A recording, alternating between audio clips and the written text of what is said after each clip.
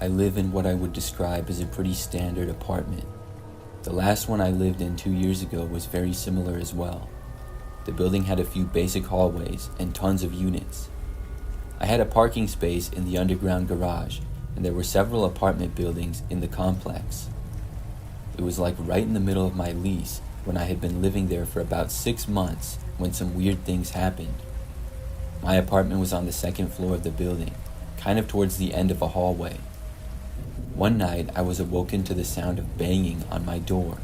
This happened to be a Friday night at about 3 o'clock in the morning. Somebody was repeatedly banging on my door, and it seemed about as loud as they could. I just laid there in bed and waited for it to stop. But after it continued for about 10 seconds straight, I decided to get up. However, once I had made it out of my bedroom, the knocking finally stopped. I could hear somebody walking away down the hallway then. I went to the peephole and I looked out, but the person was gone. I didn't really want to open the door and look out into the hallway, so I didn't. I just went back to bed and didn't hear any more knocks. The next day, I was thinking about it, remembering being woken up at 3 o'clock in the morning. I figured at that point it was probably somebody who was coming home drunk from the bars or something. It made perfect sense, because it had been a Friday night, and they probably got back and just started banging on a random door, either just to mess with somebody, or because they accidentally went to the wrong place. So I really wasn't that concerned about it. However, at some time the next week, it happened again. Once more, I woke up to someone pounding on my front door. I had a bad feeling about it, not knowing who this was. I didn't really know any of my neighbors. I wasn't sure if it was one of them or somebody else that was random. This time, I did not get up. I just waited for the knocking to end, which took maybe 10 or 20 seconds roughly. When it finally ended, I stayed up for almost another hour because I really wasn't that tired anymore. I was finally able to get back to sleep a while later, but this was pretty annoying. Several nights went by before it happened again. This time, it was a little earlier though. I was still awake and in my living room watching TV. All of a sudden, there was a knock at the door. It seemed normal at first, but then it turned into a loud bang. I was so confused. I really didn't want to get up, and I stayed on my couch. The knocking on the door lasted for the usual 15 seconds or so, and then it stopped. This time, I once more heard the person walking away, and the rest of the night, I didn't hear anything more.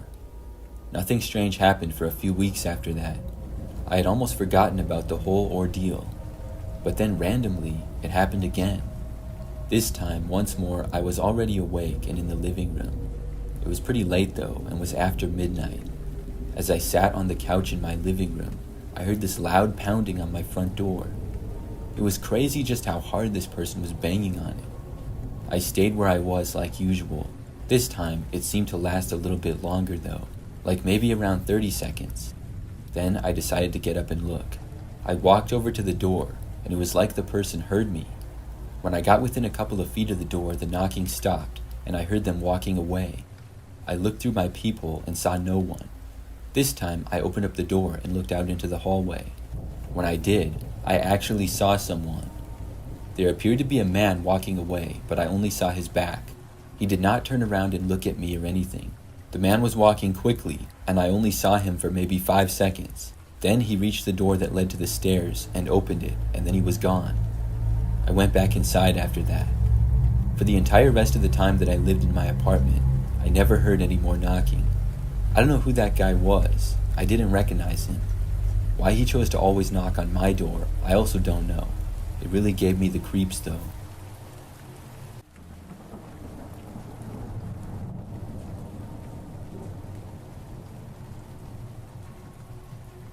One of my first weekends in college, my newly acquired friends and I decided to go to a house party.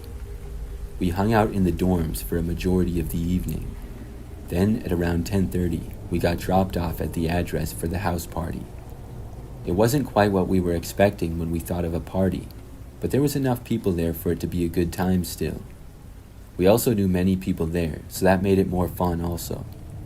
The focal point of the party was downstairs in the basement, where there was loud music and drinking games being played. Personally, I wasn't interested in playing any of the drinking games, so the party was a little boring for me. but I stayed downstairs and hung out with my group of friends. Eventually, though, I got really hot and wanted to get out of the basement and grab some fresh air.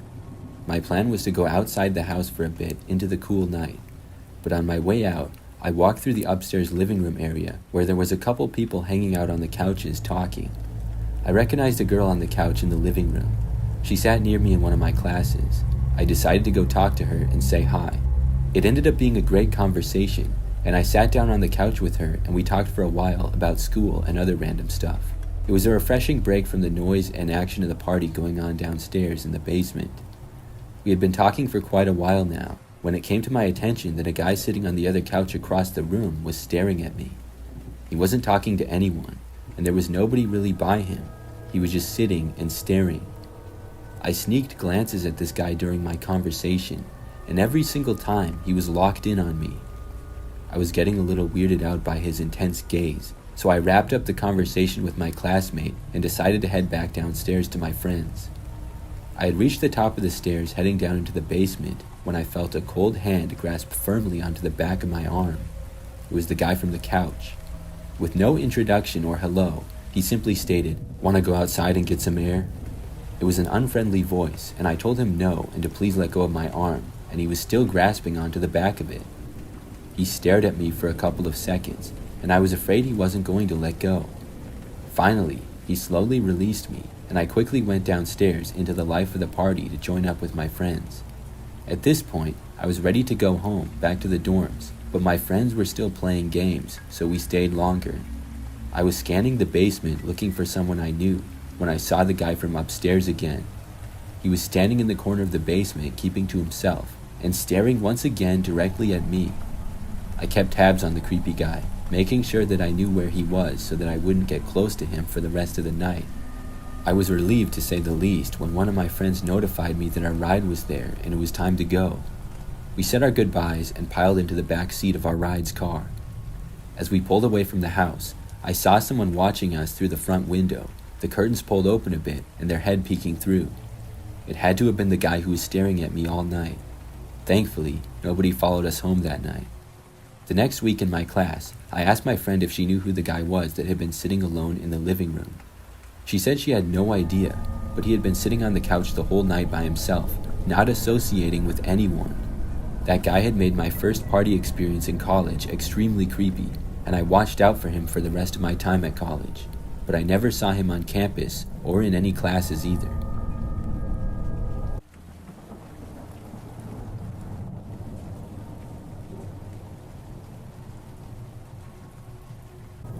This is something that happened just last year. So I live in a pretty average house with my wife. We just got married 2 years ago and moved into a suburban neighborhood. It's been a great place to live, and we're friends with most of the neighbors. On this night in particular though, my wife was out with friends, so I was home by myself. I was just sitting on the couch watching sports on TV in the living room. At probably like 10-something p.m., I recall hearing noises from the back side of the house. They sounded like they were coming from outside, and the living room is at the front of the house, so the opposite side. I couldn't hear real well, but it sounded like somebody may be in our backyard. I got up to go and look, and I walked out past the dining room and then into the kitchen. When I got there, the first thing that I saw out the back window was a man standing right in the middle of the yard. He was wearing black pants and a black sweatshirt and had dark hair. He was also wearing sunglasses despite it being nighttime.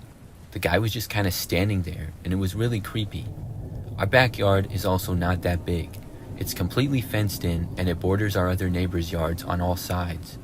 There's a patio right outside our sliding glass door, and then the rest of the yard is grass. There's only a couple of trees, so it's pretty open. The guy stood there and then faced me, probably noticing me coming up to the window. I half expected him to run out of the yard upon being discovered, but he didn't. He just faced me and kept looking in my direction. This made me kind of nervous, but still, I wasn't really that afraid of the guy. So I walked over to the sliding door in the back, now probably like 30 feet away from the guy. I opened it just a crack with the man watching me the entire time. I yelled at him to leave now and get out of my yard. At first, he just stood there, still looking at me. I didn't know if he was going to just stay there, charge at me, or do something else. After I yelled at him again, I threatened to call the cops. This time, the guy turned and then jogged over to the end of my yard. He hopped the fence and then went into our next door neighbor's backyard. I was glad that he was gone, but now realized that he was in our next door neighbor's property. I didn't want him to break in there or something, so I decided to give them a call and then call the police. I dialed the neighbors and he answered. I told our neighbor about what happened and he went and looked into his backyard, but he said he didn't see anyone. I told him to stay alert and that I was calling the cops, and then I got off the phone with him and dialed 911. After hearing that the guy was not in the neighbor's yard, I figured that maybe he had hopped their fence too and went elsewhere. Still, I went through with my call to the police, telling them that somebody was prowling around the neighborhood and stuff. They said that they would come down and check it out. So then I went back into the living room. I was wondering who this guy was and what he had been doing. Well, not even a minute later, I heard somebody trying to open the sliding door that we had in the back. I got up and went to look. The man was back and he was repeatedly trying to open the door. He saw me and then knocked on it. It was really creepy. I yelled that I already called the cops and they were on the way. The guy did not immediately leave, but I left the room and went out of his sight. He didn't try opening the door again though, and I didn't go back over there until the police arrived. When they did, sadly, the man was gone. They looked around the area for a while. Unfortunately, I don't think that the man was ever found. I'm not sure exactly what he was doing other than trying to break into homes, I guess. I'm hoping that he never comes back.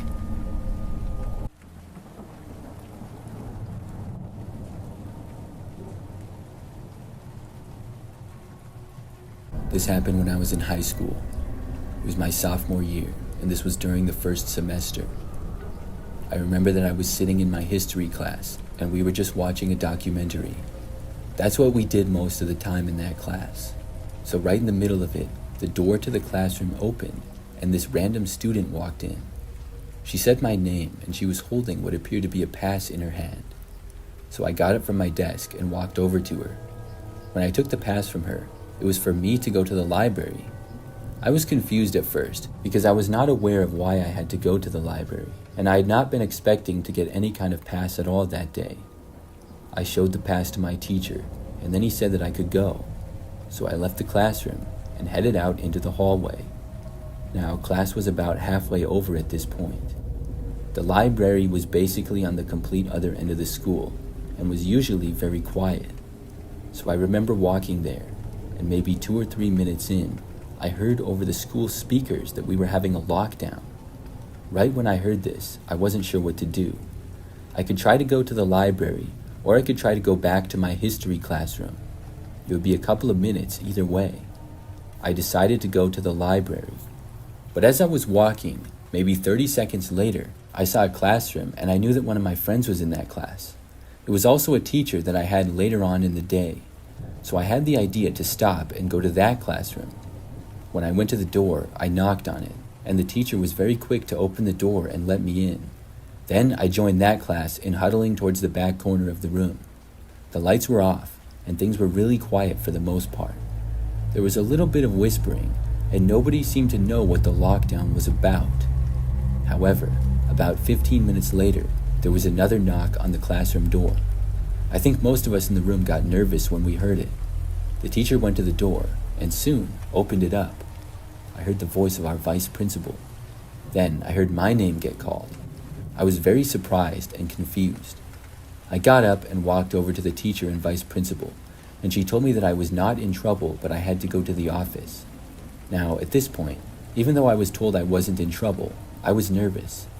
We went back to the offices where the principal was and stuff. Then, a very short time later, the lockdown was ended. When I went into the office, I was told some shocking news. Apparently, there was a man inside of the school who didn't work there, and he was the reasoning for the lockdown. But also, the pass that I got from the library was not real. The man somehow walked right into the school and was wearing somewhat professional clothing. I guess that he blended in, and most people must have just assumed that he was a sub or something. He found a kid walking down the hallway who was a teacher's aide, and asked her to deliver the pass to me. He had handwritten the note himself for me to go to the library. After the kid delivered it, the man was waiting around the library for me. What his intentions were, I don't know. I was told about this and asked a bunch of other questions. Eventually, after almost an hour, I was picked up by my mother and brought home. The man had been caught by police after they found him near the library. I had never seen him before, and I had no idea what he was doing. But apparently, he must have seen me if he knew my name and stuff. It still gives me the creeps to think about.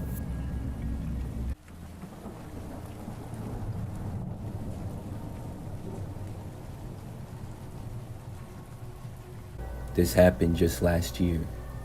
I'm a pretty average guy for the most part. I work a job and I have my own little apartment near the city. One day I was added by a seemingly random girl on Snapchat. This is not something that happens very often. My first thought was actually that it was a bot account probably. Still, I was curious, so I decided to add the account back anyways. Well, within probably 20 minutes of adding it back, the account sent me a snap. It was a woman named Avery, and when I opened the snap, I saw a selfie from a good-looking blonde woman who appeared to be around my age. She said hi. I responded sending one back of myself and saying hi. She then typed in the chat instead of sending back another picture. Avery told me that she didn't know if I knew her or not, but she went to my gym and occasionally saw me there. I would work out every day at usually around the same time, which was right after I got off of work. There were lots of regulars that I would see at the gym, as well as other people who I did not know. A lot of people went there and it was a pretty large gym. However, I never really talked to anybody there before and wasn't friends with anyone.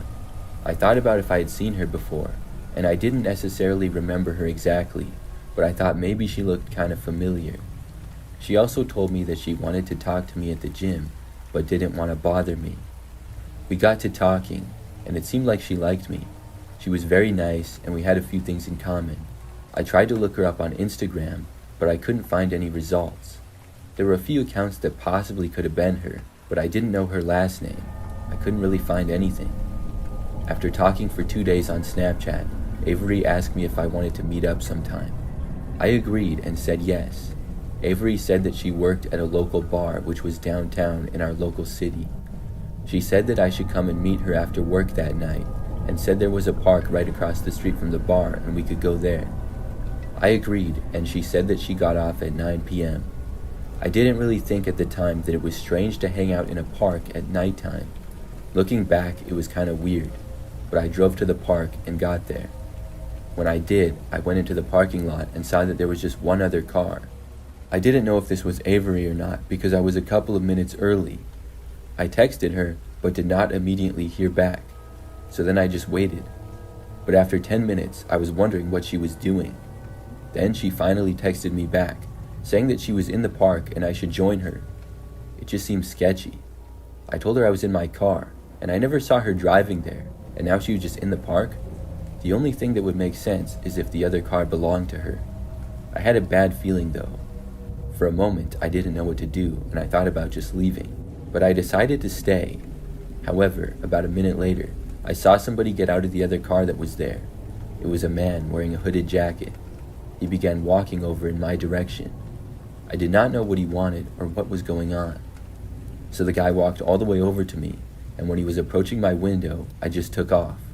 I realized then that I had likely been catfished. After leaving, I blocked the account. I was frustrated by the whole thing. But at least I didn't get robbed or anything, or who knows what would have happened. Looking back, it was strange how she didn't give me any real clear information. I could not find a Facebook or Instagram for her, and she only sent me one picture of herself. It honestly seemed real, and I don't know how that was done, but I know for sure that I've been catfished. Hopefully nothing like this happens again.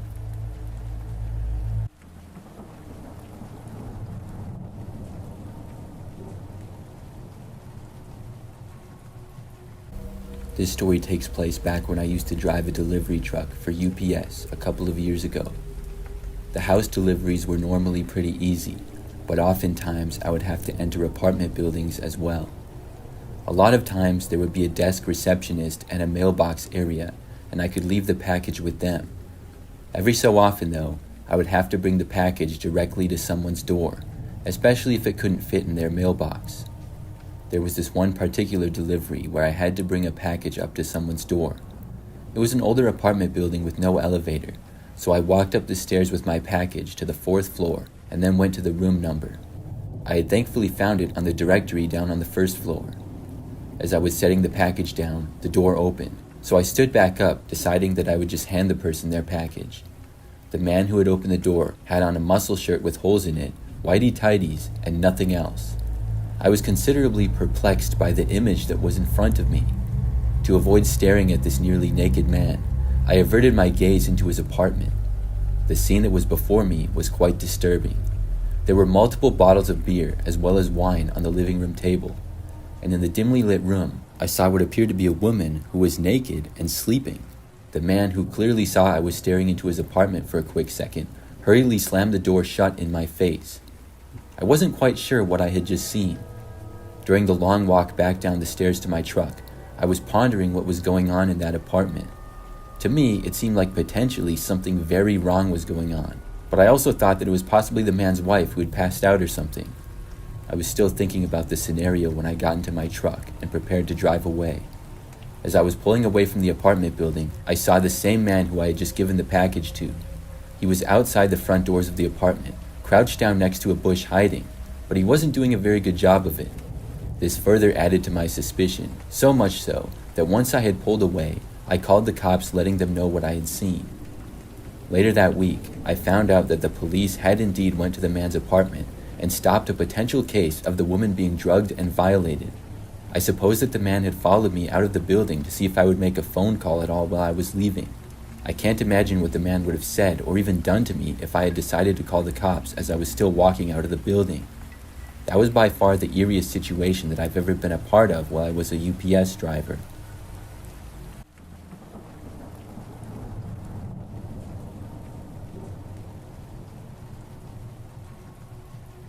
One night, I was out with some friends in a downtown area.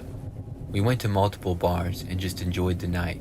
I sort of lost track of time and also how much I had been drinking.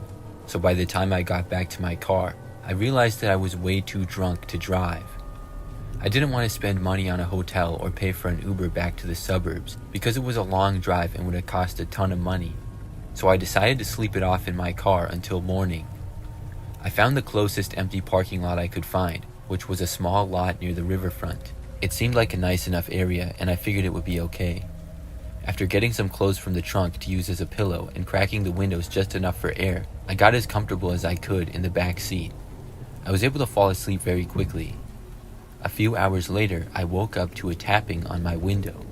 My first thought was that it was a cop going to bust me for sleeping there, but when I squinted out the window, I saw a figure standing right up against the glass. The light from the street barely hit them, but I could make out someone in a hoodie standing right up near my car. I tried to play it cool, thinking maybe they'd go away if I didn't react, but then they started circling my car, slowly dragging their fingers along the glass. They stopped at the driver's side door, and I heard them try the handle. I had locked all the doors before falling asleep, thankfully. Next, they moved to the back window where I was lying down and pressed their face against the glass.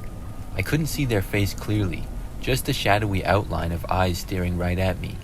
I didn't move, barely breathing, hoping they'd get bored and leave. After what felt like forever, they stepped back, but I didn't hear them walk away. I stayed frozen, trying to figure out if they were still there. Finally, I worked up the courage to sit up and peek out the windshield. There they were, standing about 10 feet in front of my car, just staring, not moving. I grabbed my keys as quickly as I could and started the car, my hands shaking the whole time. The second the headlights flicked on, the person bolted and ran off into the darkness.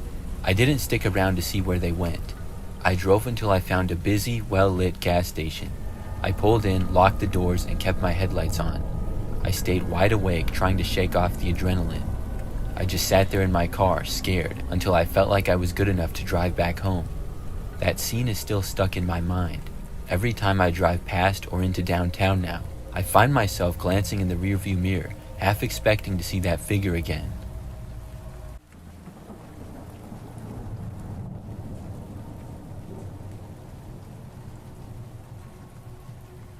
It was about a year ago when my parents and sister went out of state for a sports tournament, and I was left alone in the house for 3 days. I'd never been home by myself for that long, and I thought it would be nice to have some peace and quiet. The first night went by without anything out of the ordinary. I watched a couple of movies, made some popcorn, and went to bed around midnight. I didn't think much of it when I woke up in the middle of the night with an uneasy feeling. It was not anything specific, just a weird sense that someone was watching me. I shrugged it off and went back to sleep. The next day, everything seemed fine. I spent most of the time inside, just relaxing and watching more movies. By the evening, the feeling started to creep up again, like there was someone there, even though I was alone. I checked the house to make sure that all the doors and windows were locked, and everything looked normal. I even walked around the yard for a bit to see if anybody was outside, but I didn't find anything. By the time the third night rolled around, I was starting to get a little jumpy. I woke up again between 2 and 3 a.m. and I heard footsteps outside. It wasn't anything loud, just faint footsteps like somebody was walking on the gravel path outside. My heart started to race a bit, but I convinced myself it was probably just an animal, maybe a raccoon or something. But I couldn't shake the feeling that I wasn't alone. I couldn't fall asleep again, so I grabbed my shoes and flashlight, and I went outside to check things out and ease my mind. I walked around the house, shining the flashlight around, but there was nothing. I was starting to feel stupid about going outside alone in the middle of the night when I heard something from the woods behind the house. It was faint, but it sounded like a branch snapping, like something was walking through the trees. I don't know what made me do it, but I walked towards the sound. As I got about halfway from my house to the edge of the woods, I heard a loud, blood-curdling scream. I don't know if it was an animal or human, but it's a wild area behind my house, and it could have been a fox or a mountain lion. Either way, I freaked out, ran inside, and locked all the doors and windows. I peered through the curtains, trying to see if I could spot anything or anyone. I opened the curtains to a man standing close to the window, staring directly at me. As soon as he saw me, he turned and sprinted towards the woods. I didn't sleep for the rest of the night, so I stayed up and watched more movies, and thankfully nothing else happened that night. When my parents came back the next day, I didn't tell them what happened. Since then, I've been home alone 5 more times, and I've never seen the man again. I don't know what he was doing, and if the scream I heard was related to him or not, or just a coincidence from an animal, but it was a scary night.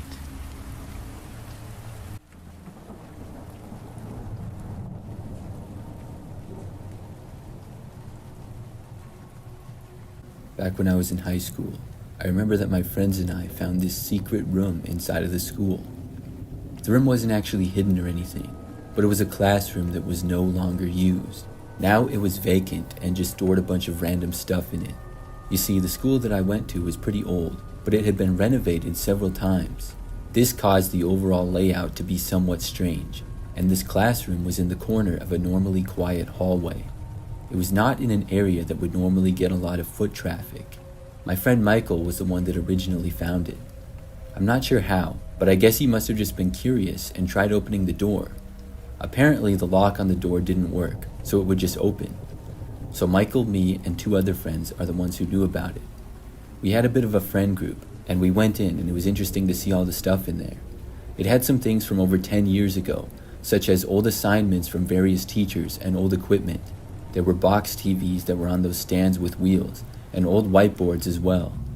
The room also had desks scattered about, and tons of books. It was quite cluttered, and had carpeted floors as well.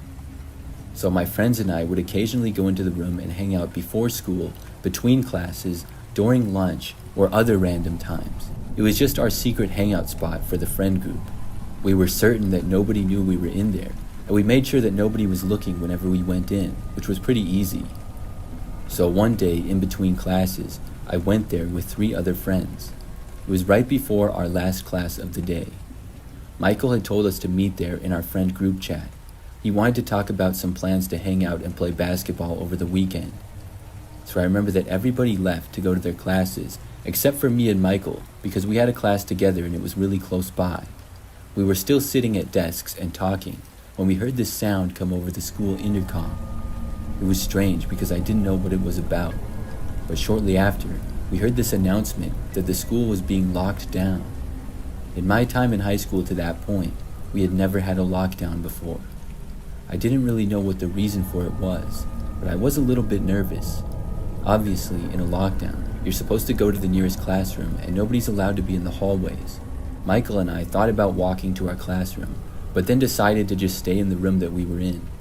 I mean, We were in a classroom after all, and nobody probably even knew that we were here. There had been lockdown drills at the school before, so we knew the basics of what you're supposed to do. Turn the lights out in the classroom and lock the door. There was a cover already over the small window in the door to this classroom, so whether the light was on or off, you really couldn't tell from the hallway. So we left it on, and then I went to try to lock the door. However, I remembered that the lock on the door seemed to be broken. I mean, that's how we were able to get in the room in the first place. We figured that that wasn't a big deal though. So Michael and I just sat in random desks in the room, talked and went on our phones, and waited for the lockdown to be over. Neither of us had any idea as to what it was for. Other than us, things were very quiet. We texted some friends trying to figure out what was happening, but nobody seemed to know. Then, I would say about 15 minutes into the lockdown, we heard footsteps approaching in the hallway. I was sitting not too far away from the door, so I quickly got up and turned the light off, just in case it was visible at all from the outside. The footsteps continued to get closer, and Michael and I got really concerned. We probably weren't supposed to be in here in the first place, so whoever this was, if they came into the room, we had to hide. Very quickly, we decided to just find a hiding place. Now, there was so much junk in the room that it really wasn't too hard to find a hiding spot. Michael and I took about 10 seconds to get in our places. He went in the far corner of the room behind a cabinet, and I hid on the ground to the side of the desk. The classroom was also very dark, so it would not be obvious where we were. Then, just moments after hiding, the footsteps reached right outside of the door. The doorknob turned and the door opened. Then we heard somebody entering. I looked up from where I was. I saw this man walk in, but I couldn't really tell what he looked like because of how dark it was. I was confident that he couldn't see me though. When the guy got inside of the room, he closed the door quietly, then stood just inside of the entrance. After a few seconds, he took a few steps into the room. Michael and I were both trying to be as quiet as we possibly could. I literally held my breath for a while before breathing as quietly as possible. The man was just standing around a few feet inside the room for a while. This went on for maybe 5 minutes. I wasn't sure who this guy was, if he worked for the school, or if he was possibly the cause of the lockdown. He didn't really seem like a teacher, and I didn't know why he would enter this room, so I was starting to think that it was the latter. Then, out of nowhere, Michael made a sound. I think that he just moved slightly. I'm not sure why, but you could just barely hear it because of how quiet it was. When this happened, I heard the man in the room suddenly move a little bit. Then he spoke. The guy said, "What was that? Is somebody in here?" My heart started beating like crazy, but I didn't move or make a sound. Michael did the same. After a few moments of silence, the man called out again, asking who was there. He sounded aggravated and even kind of nervous. Then he shouted, asking if anybody was inside of the room. Michael and I did not make a peep. Then we heard the man quickly walk to the doorway, and the door opened up seconds later. Then the man left. I let out a huge sigh of relief, and I'm sure that Michael did the same. We stayed in our hiding places for a while though, just in case the man were to come back. Probably about 20 minutes later, there was an announcement that the lockdown was over. We felt much better. We then left the classroom and went to our final class of the day. Later after school, we were able to find out that the lockdown was caused by a suspicious man inside of the school. Based on what I heard, I'm 100% certain that the man that entered the classroom we were in was the same guy. He must have been trying to find a place to hide, and we were already in there. Apparently, Michael must have scared him off. I'm really glad that the guy didn't try to find us or anything, and just left.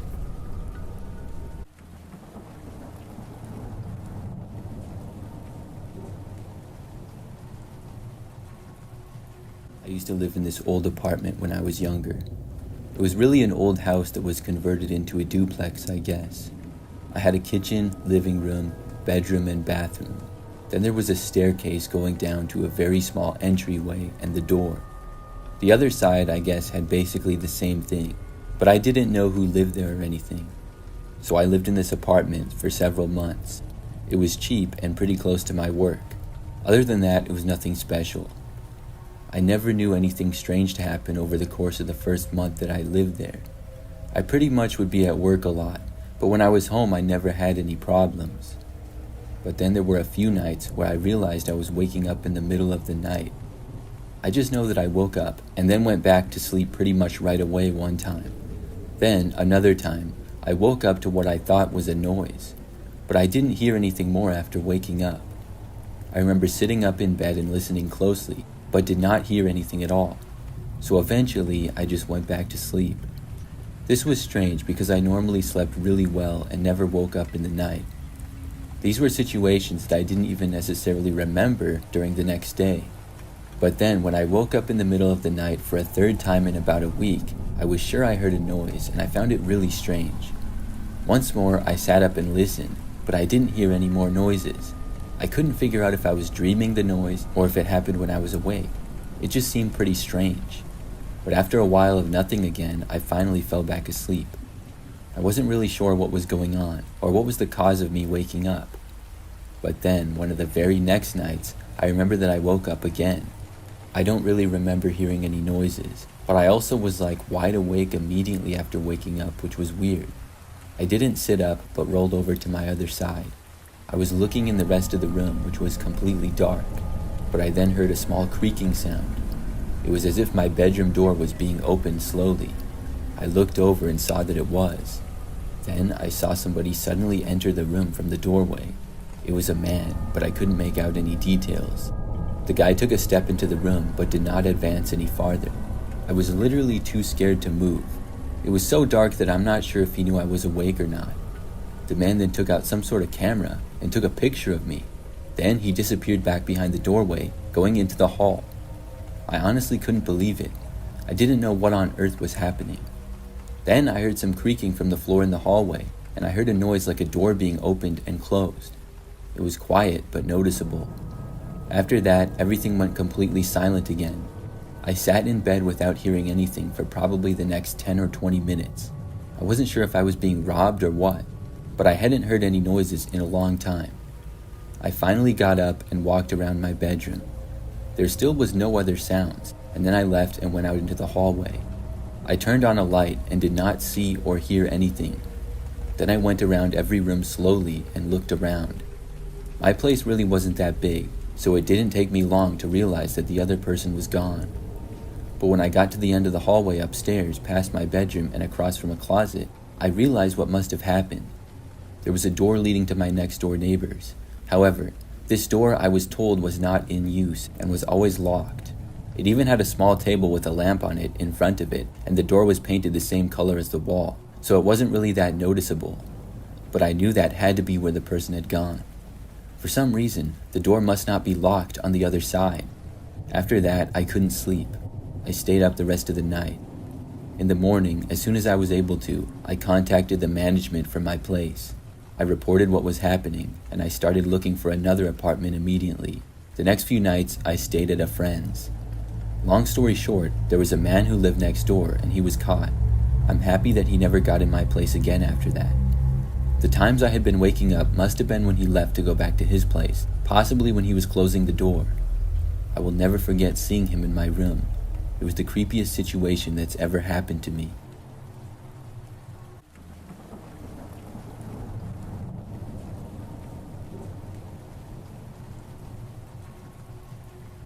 This happened many years ago in the fall.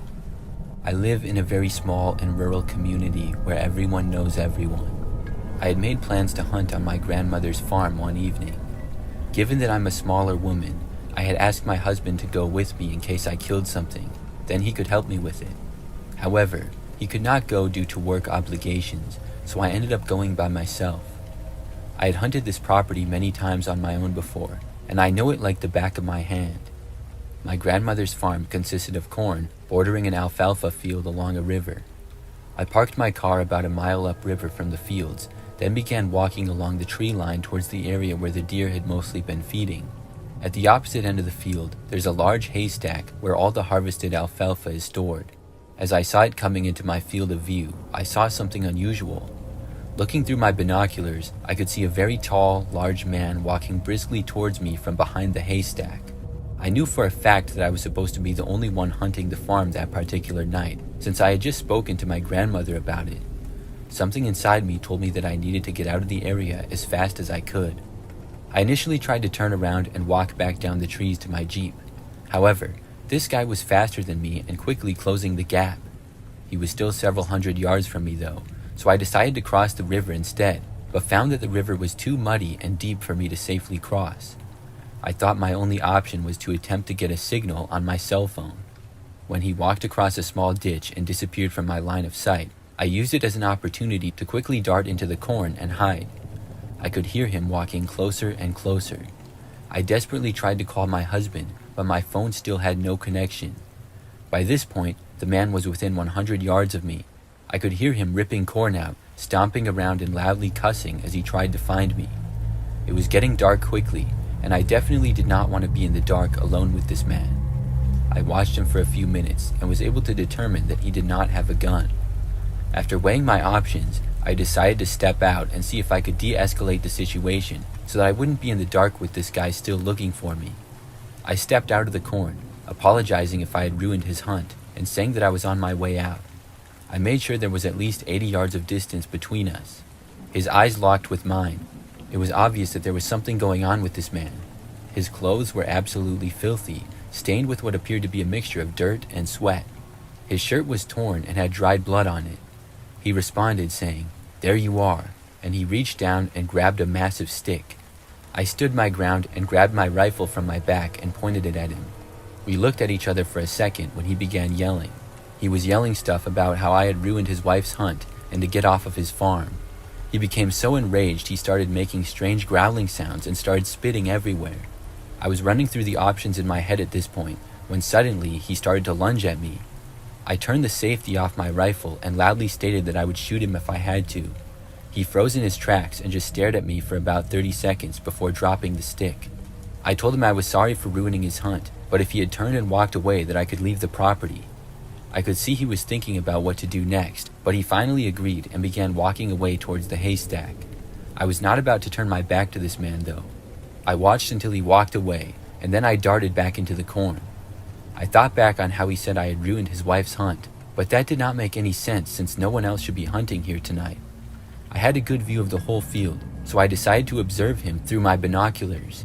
I watched him walk back up towards the haystack and get into a small 2-door white car. He quickly peeled out the lot by the haystack, and I was able to catch that the car had California license plates, but nothing more. I lived nowhere near California. He took off down the road alone with no one else in the vehicle. I decided not to hunt that night and to just go home instead. I've never seen that man in my life, and neither had my husband based off the description I gave him. Like I said, we lived in a rural community and knew everyone who lived nearby. I called our local sheriff, and they came out to take a statement.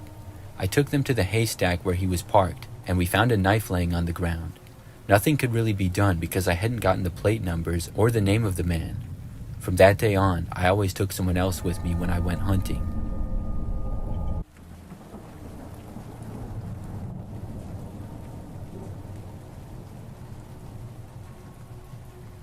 I used to work at Walmart as a cashier. This was 20 years ago now. I'm a female, and I was 20 when this took place. I remember that I worked at a Walmart during college part-time for about 2 years. I was a cashier the entire time. My schedule would be pretty random, but usually I would work about 3 or 4 nights a week. If it was a weekday, the shift would typically be in the afternoon to the nighttime, and if it was a weekend, I would often work in the morning. So one time I was working at night and just ringing up one customer after another. I don't remember all the details that well with it being so long ago, but I do know that when my shift was almost over, this one guy came into my checkout lane. To be blunt, he was a total creep.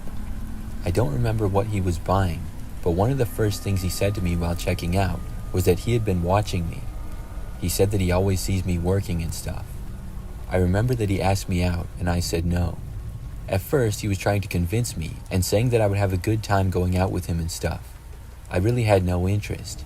He was at least 20 years older than me as well. I still said no, and finally, I remember the guy walked off. But that was not the last that I saw of him. When I worked a few nights later, similar hours, the man came into my lane again.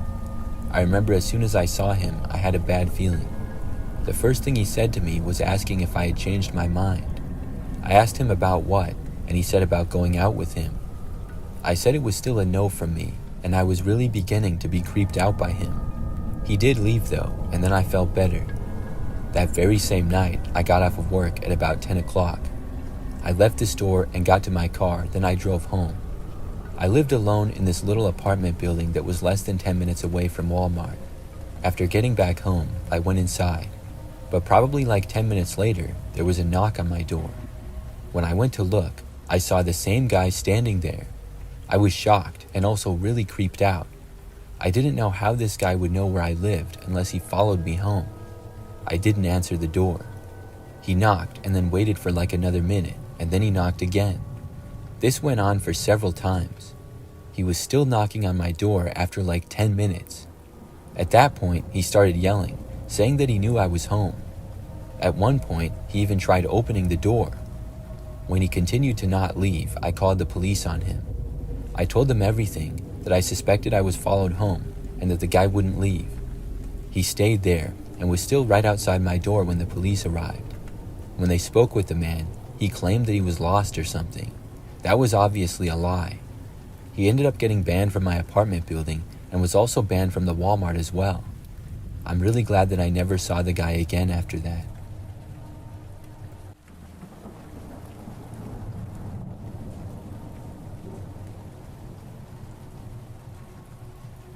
My first year of college, I had gotten close with a group of friends who were into urban exploring.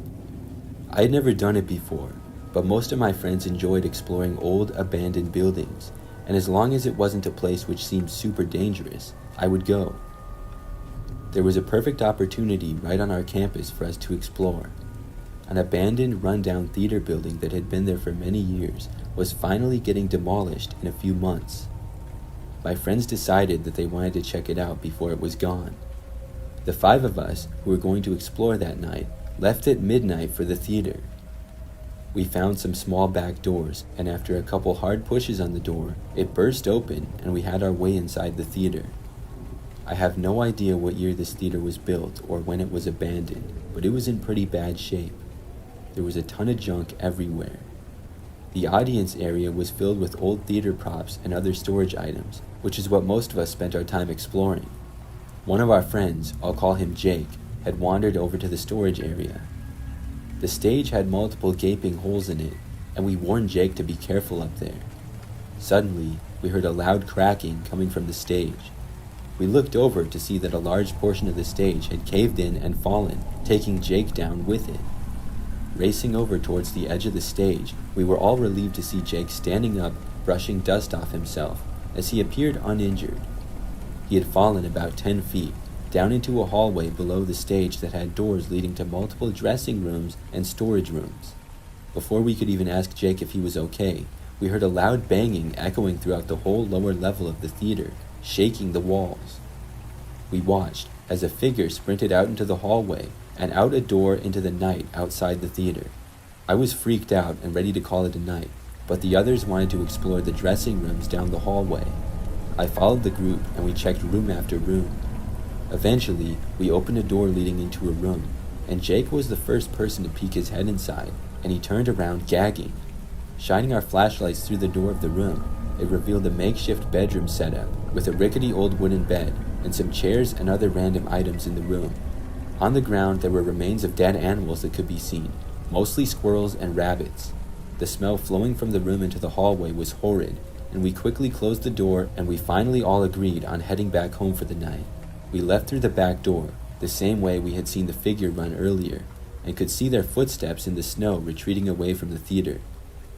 I'm sure they were hiding out there somewhere waiting for us to leave the theater.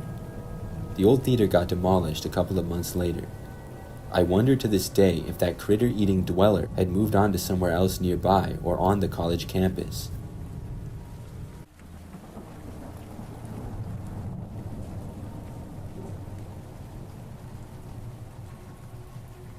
I used to work at a restaurant for a while several years ago.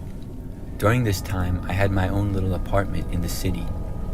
I worked at a restaurant that was just a few blocks away from my place, so I used to walk to and from work just about every time.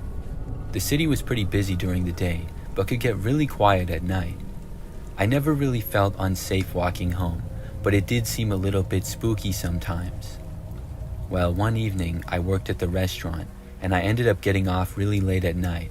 It was probably close to midnight. I had walked to work, so I was on my way back.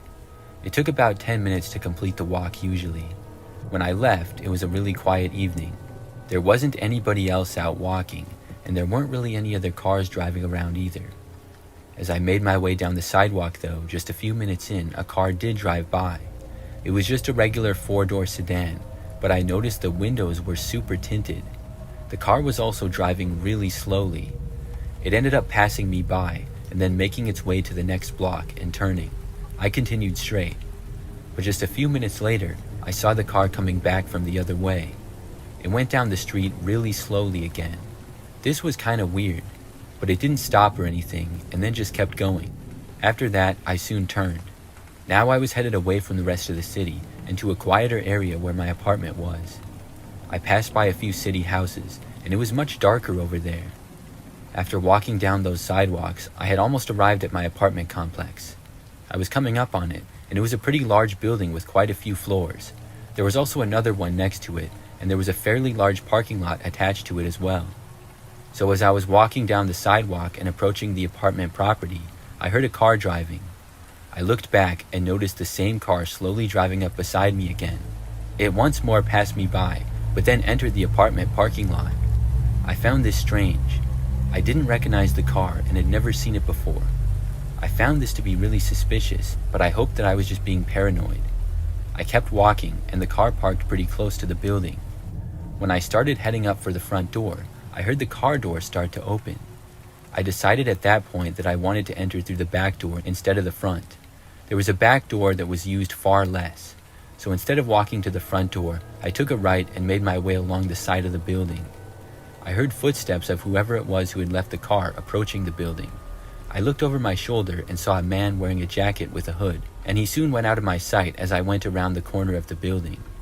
I wasn't sure if the man lived there, but it just felt suspicious to me.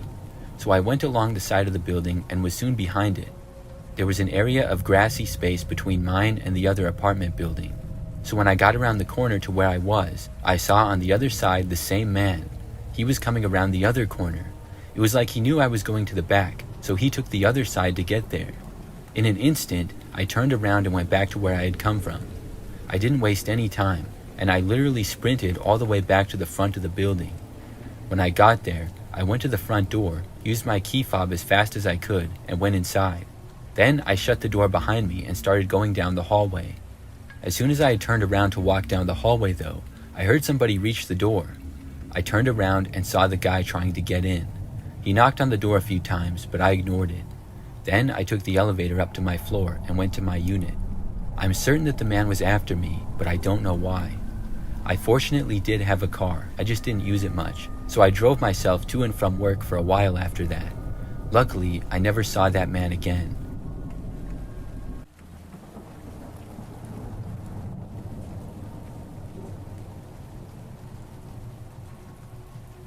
I remember back in my junior year of high school, we went on a field trip for one of my classes. This was a field trip that took up 2 entire school days. We had gone to an amusement park for a science class, which was a lot of fun. I also missed a test for another one of my classes, but luckily my teacher was cool and let me make it up. So we scheduled a time after school the next day for me to make up the test. It was for Spanish class, and the classroom was towards the end of one hallway on the north side of the building. When I got out of school, I walked over to the Spanish classrooms. My teacher, Mr. Jordan, was in the classroom, and a couple of other students were there as well. I'm not sure what exactly the other students were doing there. I think they might have been making up an assignment or something like that. Mr. Jordan handed me the test when I got there, and he told me that I could take the test in another room. He said the students were going to be talking to him in his classroom, and he didn't want them to distract me. So he had gotten a key to a nearby Spanish classroom of Mrs. Aceves and said that I could take the test there. So we walked over to the classroom of Mrs. Aceves, and she was already gone for the day. Mr. Jordan told me that he would be in his room if I needed anything. Then he told me good luck and left. I sat down at a random desk and then started the exam. Spanish was a class that I was decent at, but I wasn't expecting to ace the test or anything. However, As I went on with it, things were going really well. I was feeling confident about my answers until when I was almost done, I heard suddenly the school was having a lockdown. Of course, this was strange, partly because it was after school hours. I didn't know that schools had lockdowns when school wasn't in session, but I guess it makes sense. So anyways, I didn't really know what to do. I could stay there in Mrs. Aceves' classroom, or I could try to go back to Mr. Jordan's room, which was just around the corner. After debating it for a moment or two, I decided to go back to Mr. Jordan's room, so I got up and left the classroom. Mr. Jordan's room was literally right around the corner, like 50 feet away. There was only one classroom separating the two. So after I got out into the hallway, I walked over to Mr. Jordan's room. When I got there, I tried opening the door, but it was locked. I was expecting him to come over and open up the door, but literally right after I tried opening it, I heard a noise behind me. It was footsteps, and somebody was walking from around the corner past Mrs. Aceves' room. It was some random woman who was clearly not a student or a teacher. She had really messed up hair, and I just knew right then that this lockdown must have been caused by her. The woman started just walking towards me. Without any more time to wait for Mr. Jordan, I started walking away farther up the hallway. When I did, I saw the woman start to walk after me. She was really creeping me out, and I had no idea what she was doing here. As I walked through the hallway, it was completely silent and nobody else was around. I started walking faster, but could hear the woman still behind me. I turned and went into another hallway, and the woman followed. I was continuing to walk faster and faster, and the woman was doing the same.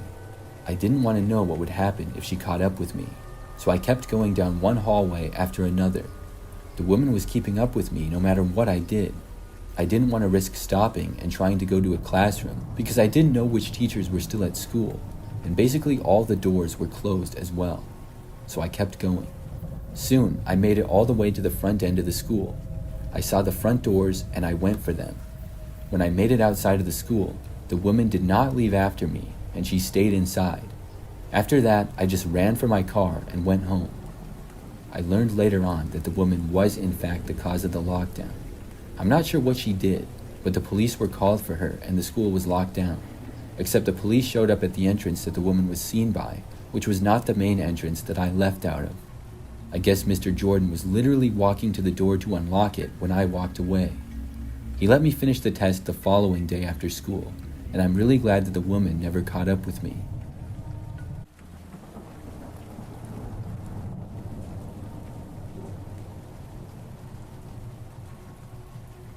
One night, I was riding alone on the subway, taking a late train home from work. It was around 11 p.m., and the car was nearly empty. I was on my phone for most of the trip, but I would look up every now and then. Every time I would look up, I'd notice this guy on the opposite end of the train staring at me. He looked about 20 years old, dressed in a hoodie and jeans, nothing that would raise alarms. His face was neutral, but there was something in the way he was looking at me that sent a chill down my spine. It was like he was trying to be casual, but I could feel the intensity in his stare. I put my phone away and gripped my bag tightly. I didn't want to seem too obvious, but I could sense his eyes still on me. I wanted to get off the train, but I hesitated. My stop was coming up, and I needed to see if he was getting off too. The train slowed and the doors opened, and I took a moment to breathe. I sat there a little longer than necessary, seeing if he would get off at my stop. He didn't move, and eventually I had to stand up and leave the train before the doors closed.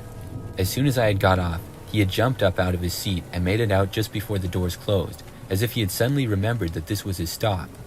He had gotten off at the end of the train closest to the exit to the station, so he was ahead of me now, walking towards the exit stairs. I kept my distance, moving deliberately slow, hoping to keep an eye on him. He seemed to mirror my movements, slowing down, stretching, pretending to look around. I knew he wanted me to pass him, so that he could be the one following me. I decided I couldn't be trapped in that long, empty subway tunnel with him, so I quickened my pace and moved past him, making sure to keep a safe distance. He followed right after, maintaining that calculated distance. When we reached the top of the stairs, I walked towards the turnstile, my mind racing. There were some subway employees around, but once I stepped outside, it would be just him and me on the street, and I didn't want him to know where I lived. I had to think fast, and I just decided to try something. Suddenly, I stopped and turned to face him directly, staring right at him. He halted too, his expression shifting to one of frightened innocence as he looked up at the ceiling. He turned and headed back down the other set of stairs, the ones that led away from me.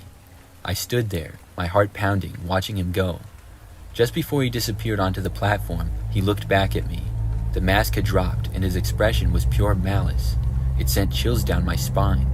He had been sizing me up, and now he looked at me with contempt. It was like I had thwarted his plans, and he hated me for it. Finally, when he was out of sight, I made my way up the exit stairs, and I hurried home. I checked to make sure that I wasn't followed, and I was able to make it back.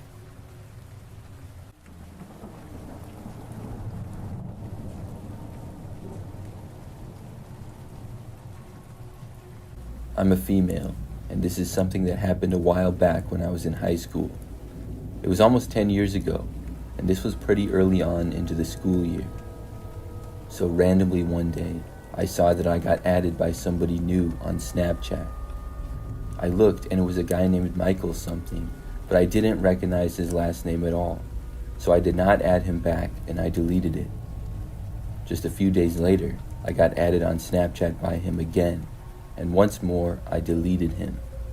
However, probably just a few days after the second time that I deleted the guy, I realized that he was actually in one of my classes and went to my school. I had never talked to him before, and he sat in the back middle of one of my classes while I sat towards the front and one side.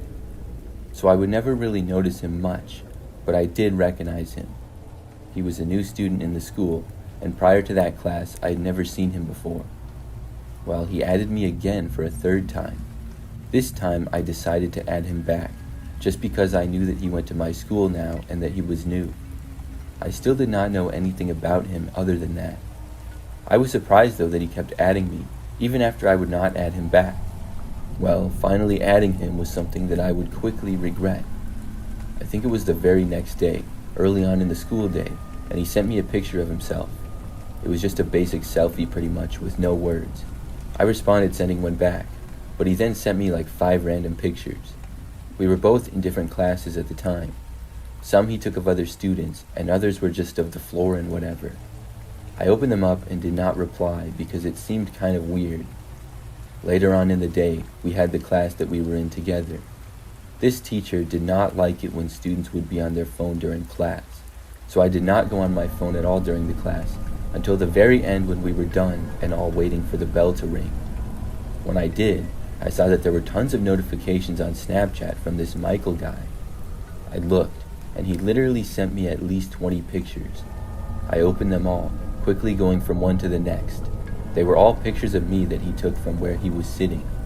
I found this pretty creepy. After opening them all and not responding, I decided to confront him in person. The bell rang at that point, but I caught up to him outside of the classroom in the hallway. I asked him why he had taken so many pictures of me in class. He just stood there not saying anything. I told him I thought it was really weird, and I was going to tell him not to do it again, but before I could, he just turned and ran away. It was very strange. Michael was now seeming like sort of a creep to me, and I decided to delete him on Snapchat, so I did. A few days went by, and I saw him in class, but didn't talk to him or anything. Then he added me on Snapchat again for a 4th time. This time, I blocked him. I really wanted nothing to do with the guy. Well, that very same day, I left school when it was over. I drove to and from school and had a car during this time. I remember that I left school, and when I was on my way home, I noticed that Michael was driving behind me. I had never noticed this before and was immediately suspicious. When I made it about halfway home, he was still behind me. I didn't think that he lived near me, and I figured that based on his previous behavior, he was possibly following me. When I had made it almost all the way home, he was still there, and after making it less than a mile from my house, I did not want to go any further, so I pulled over to the side of the street. Michael slowed down in his car but did not pull over. He ultimately drove past me and kept going. Then I went home. I didn't really know what to do about this whole deal. Over the next few days, I noticed Michael in class and I completely ignored him. Luckily, he didn't try talking to me or anything. He also did not add me again on Snapchat or try following me home. and probably a week or two after this, I stopped seeing him in class. Eventually, I asked around, and I found out that he apparently changed schools or something. I'm glad that he did. That whole situation is something that I would like to forget.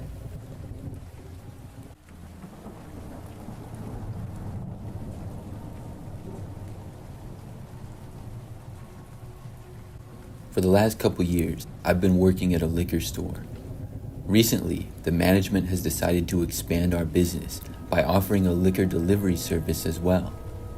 I ended up being one of the workers whose job primarily switched to deliveries, and I've enjoyed it so far because I now get tips from customers added to my regular pay. I had been doing these deliveries for about a month, and things were going smoothly. All the deliveries were fairly close to our store, and we were getting a lot of deliveries with people trying out our new service. Last week, on a Thursday afternoon, there was a delivery order sent in online that was a bit farther away than the others we normally do. But since it was a slow day, I decided to take it. I packaged up their order, which included a couple bottles of liquor, a case of beer, and a couple boxes of cigarettes. I double-checked that I had everything, and then I was on my way.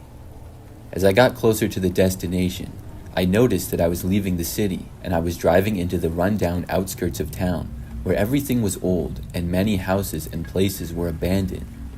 Eventually, I reached the destination that the maps had directed me to for the delivery order's address. It was at this point that I became a bit skeptical of this order, because the location where the maps had taken me was a vacant lot. It was a plot of land with very high overgrown grass and shrubs, and in the middle of it all, I could make out the top part of an RV. There was a beaten-down path leading to the middle of what felt like a prairie. I was nervous, but I still felt like I had to bring the order to the RV. I grabbed the box with the alcohol and cigarettes from the back of my car, and I slowly began walking down the path into the tall grass towards the RV. As I approached the door of the RV, I heard some low-volume chatting coming from inside.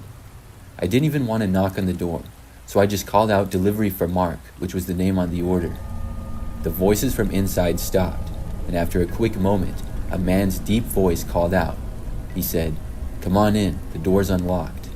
Normally, we have to check the IDs of the person to ensure that they were over 21, but I was so freaked out at this point that I didn't care. I definitely was not going into that RV, so without even saying anything, I put the box down on the ground where I was standing and hurriedly went back to my car. I got in and drove away as fast as I could. I happened to glance back as I was driving away, and what I saw horrified me. A man had just emerged from the path out of the tall grass. In his one arm hanging down by his side, he was holding a machete, and it was hard to tell for certain, but it looked like it had dried blood stains on it. After that incident, the liquor store created a new policy on the distance of deliveries so that we wouldn't have to drive out to that area again. It was a blood-chilling experience for me, and even still when I do deliveries, I'm extra cautious about it.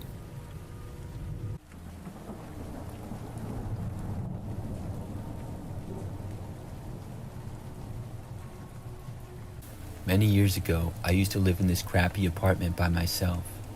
I had a one-bedroom, one-bathroom unit on the second floor of the building. During the time of this event, I'd been living there for over a year. So one night, I was by myself, and I had been home for several hours. It was about 9 o'clock at night or so, and I was hanging out in the living room. I remember that I kept hearing the sound of somebody walking down the hallway. Like I said, the apartment was not the nicest, and it was kind of old. So the walls were pretty thin, and you could hear whenever somebody walked down the hallway. But it wasn't a big problem, because the building was usually pretty quiet, and there were maybe 10 or 12 units total on my floor. So it didn't happen very often where people would walk by. But I seemingly heard somebody walk back and forth down the hallway about 10 times in the span of like 5 or 10 minutes. After hearing this person walk by, I got curious as to what was going on. I got up and walked over to my door, and then looked out of the peephole. After looking out for maybe 10 seconds, I heard footsteps. Then I saw a man walk down the hallway right past my door. He was kind of tall, thin, and had sort of long hair, and I didn't recognize him as anybody who lived there, but I figured that he probably did. After walking past my door, he went down the hallway. I kept watching for a little bit, and then I started to walk away. But I heard the footsteps then coming back, like he turned around, so I walked back over to the door and looked out of it again. This time, the man started walking by again, But right as he got even with my door, he suddenly stopped, and then he turned his head and looked directly at my door. It was like he could see me, and I quickly moved back. It was really creepy. The guy started standing there right in front of my door. I did not go back to look. Instead, I went back into the living room. But a short time later, I heard a knocking on my door. I had a bad feeling about it, knowing that it was the strange guy who was walking up and down the hallways. Obviously, I had no clue what he wanted, but I also didn't want to know. So I did not get up and go answer the door, but he continued to knock. He would knock for a few seconds, stop, and then knock again. This went on for several minutes. I got annoyed, and I eventually got up and went to look again. When I did, I saw this guy still standing there on the other side. He started knocking seemingly louder than before, now pounding on the door with his fists. Then he actually tried opening my door. It was locked, but I moved away again, hoping that he wouldn't be able to somehow get inside. He kept alternating between pounding on the door and trying to open it. After this went on for a while, I heard the sound of someone else's voice in the hallway. I recognized it as my neighbor Jerry, who lived across the hall and to the right. The guy stopped banging on my door, and I heard the two of them talking. Then, all of a sudden, I heard some shouting and what seemed like an altercation. I went over to the door, and this time I opened it. I saw Jerry laying on the ground and just barely saw the other guy sprinting to the end of the hallway and then leave. I went over to Jerry and asked if he was okay. Jerry said that the guy had punched him in the face and attacked him. I went and called the police, and then Jerry and I waited for them. Jerry was fine, but he said that he had wanted to see what all the racket was about because he heard the guy knocking on someone's door. He went out and questioned the guy, and he said at that point the guy just attacked him. The police looked around, but the guy had left the building. After that, the man did not return. I don't know why he was trying to get into my apartment or what he was even doing there. I feel bad that Jerry got beat up, but I'm glad that he was okay. The whole thing was very strange.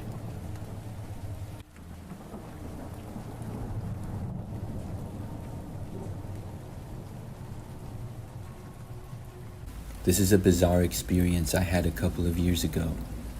During this particular time, I was looking for a new apartment.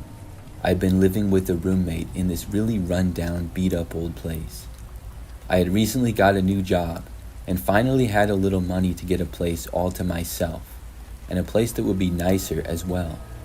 The kind of apartment I wanted did not have to be perfect, but I certainly wanted something better than I currently had. This would only be my second apartment that I ever got, and the first by myself. I was excited about it and looked online for the new place. I was still pretty new to living in this general area and had moved there from another state when I got my apartment with the roommate. So I went onto an apartment search website, put in my budget and preferences, and looked through the results. After looking at some apartments online, I selected one that I wanted to take a tour of. It seemed like a really good deal and looked decent from the pictures, so I contacted the management for a tour. I filled out some forms and then was ready to look at the place a couple of days later. When the time came for the tour, I drove to the apartment complex, which was maybe 10 minutes away. However, after entering the complex, I was unimpressed, and I realized that I may have made a mistake even by selecting to have a tour. I had pretty much already made up my mind that I didn't want to move here. Overall, the place really didn't look any nicer than where I currently lived. The pictures online were real, but they sure made the place look a lot better. Still, I got out of my car and met the tour guide, which happened to be the property manager and landlord. I think he really did just about everything. We met, and he said that he would give me a tour of the unit because the people had just moved out. So I went inside with him, and the apartment building smelled old and musty. Inside the place, the carpet was old and beat up, and there was a spider web with a spider in it in one of the cupboards. The guy was talking really good about the place, as if it was super nice. He mentioned that he lived in the unit next door, and we would be neighbors. I was nice and stayed there for the whole tour. When it was over, the guy asked me if I would take the apartment. I said that I had to look at others first, but would let him know if I wanted it. He did the old salesman technique, saying that he had a bunch of other people interested in the unit, and he even said that he had it on hold from them so that I could tour the place. I didn't know if that was true or not, but I knew he was trying to pressure me. He said he had rearranged things so that I could take the tour, so he hoped that I would take the place. I told him that I could not agree to it right now, and if he had to give the apartment to somebody else, so be it, but I had to look at some other ones. The guy seemed disappointed, but then we said our goodbyes and I left. So after this, I knew I wasn't going to move there, and I went home and continued my search. I decided to raise my budget and realized that I could actually afford something a lot nicer than that dump. The next day, I received a call from the landlord of the apartment I had just looked at. I answered, and he asked me if I was going to take the place. I told him that I decided I was not going to be taking it and would look elsewhere. The man sounded very upset. He said that he had it on hold for me and claimed that he lost other renters because of it. I told him I didn't know that, but I never made a promise that I was going to move there, and I wasn't going to do it. After that, the man continued talking and said that he could possibly lower the rent for me. I still said I wasn't interested. I honestly had no desire to live there, even if it was free, especially knowing that this guy would be my next door neighbor if I did. The guy asked me why I didn't want to move in. I found it strange that he was still talking to me about this. I didn't want to talk to the guy anymore, so I told him that I was just going to look in another area, and then I said bye and hung up. The whole thing was very strange. It was pretty unprofessional, to be honest, but it would get more unprofessional. So that evening, the guy called me again. I don't remember the exact time, but I think it was around 7 p.m. or so. It was really strange. I couldn't imagine what he could possibly want. I didn't answer it, and when the ringing ended, he did not leave a message or anything. The next morning, when I woke up, I noticed that my phone had actually been called another time. He had called in the middle of the night at like 2 a.m. I was hoping that this was just an accident, but this time he did leave a message. When I played it, he simply said that he was trying to get a hold of me and to call him back. I didn't want to, so I blocked his number. I thought that was the end of it, and I would never see him again or hear from him again. That story is strange enough as it is. But a couple of nights later, I was at home with my roommate. I was in my room, and it was sometime at night, maybe 8 or 9 o'clock, and then there was a knock at the door. I didn't know who it could be, but I was possibly expecting somebody to be there to see my roommate. I knew that I wasn't expecting anyone, so I stayed where I was. But a few moments later, my roommate came to my doorway and asked if I invited a guy over. I said no, and she said that some guy was at the front door. At first, I really had no idea who it could be, so I walked over to the door and looked through. The same guy was standing there. It was the landlord from the other apartment building. I had no idea what he could possibly want. As I was standing there, he knocked again. I shouted from the other side, asking what he wanted.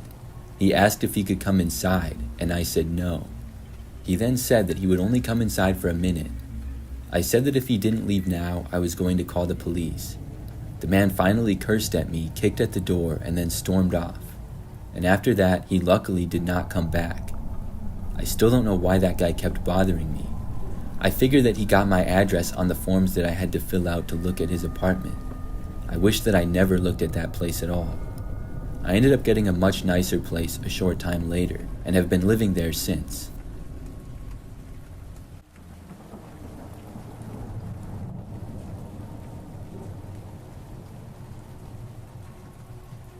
When I was around 14 or 15 years old, I was home alone one afternoon, and I was loving the freedom. My parents had taken my younger brother to a full-day event, leaving me behind.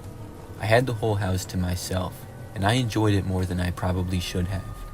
I'd only been left home a handful of times before, and I was used to having my family around, so this felt like a small taste of independence. I was bored, and one of my friends was having people over, so I figured I'd swing by. My parents had told me specifically not to leave the house while they were gone, but I didn't think much of it at the time and didn't listen. I grabbed my jacket, threw on my shoes, and headed out. Looking back, I can't believe how careless I was. I didn't lock the door when I left, which in hindsight seems like an obvious thing to do, but I was too excited to see my friends, and locking up wasn't on my mind at all. I was out for a few hours, and when I came back, I knew I had messed up big time. When I walked into the kitchen, I saw that the cabinets were open and stuff on the counters and table had been messed around. I started calling out hello, hoping that whoever had come inside was gone by now. I didn't hear a response, so I began looking around the living room and kitchen to see if anything was missing. Just as I was about to head upstairs to check, the home phone rang, an unknown number calling. I stared at the screen for a second, unsure whether to pick up. Maybe it was just a spam call or some telemarketer. but I answered it anyways. On the other end of the phone was just deep, heavy breathing. After a few seconds of breathing, I said, "Hello? Who's this?" Once again, I asked who was on the other end, and in the middle of my sentence, I was cut off by the voice on the other end, which said, "I'm in the house." I tried to play it off, hoping that it was just a prank call, but I responded by lying and saying that I was home with my family and there wasn't anybody in the house. The voice on the other end responded and said, "We both know that's a lie," then abruptly hung up the phone. Next, I heard a quiet creaking from upstairs. I once again yelled out hello, and I heard whoever was upstairs pick up the pace. The footsteps ran down the hallway towards the stairs that I was standing near. I was worried that they were coming for me now, and I went through the back door and bolted towards the woods behind the house. I knew that I had to get as far away as possible. I didn't stop running until I got to a neighbor's house who let me use their phone to call the cops. When the police arrived, they found the door wide open, just like I'd left it when I ran. They didn't find anyone in the house, but they did tell me that it seemed like someone had been there, obviously. So whoever it was who had broken into my house and potentially wanted to hurt me got away. I refused to be left home alone for many years after that day.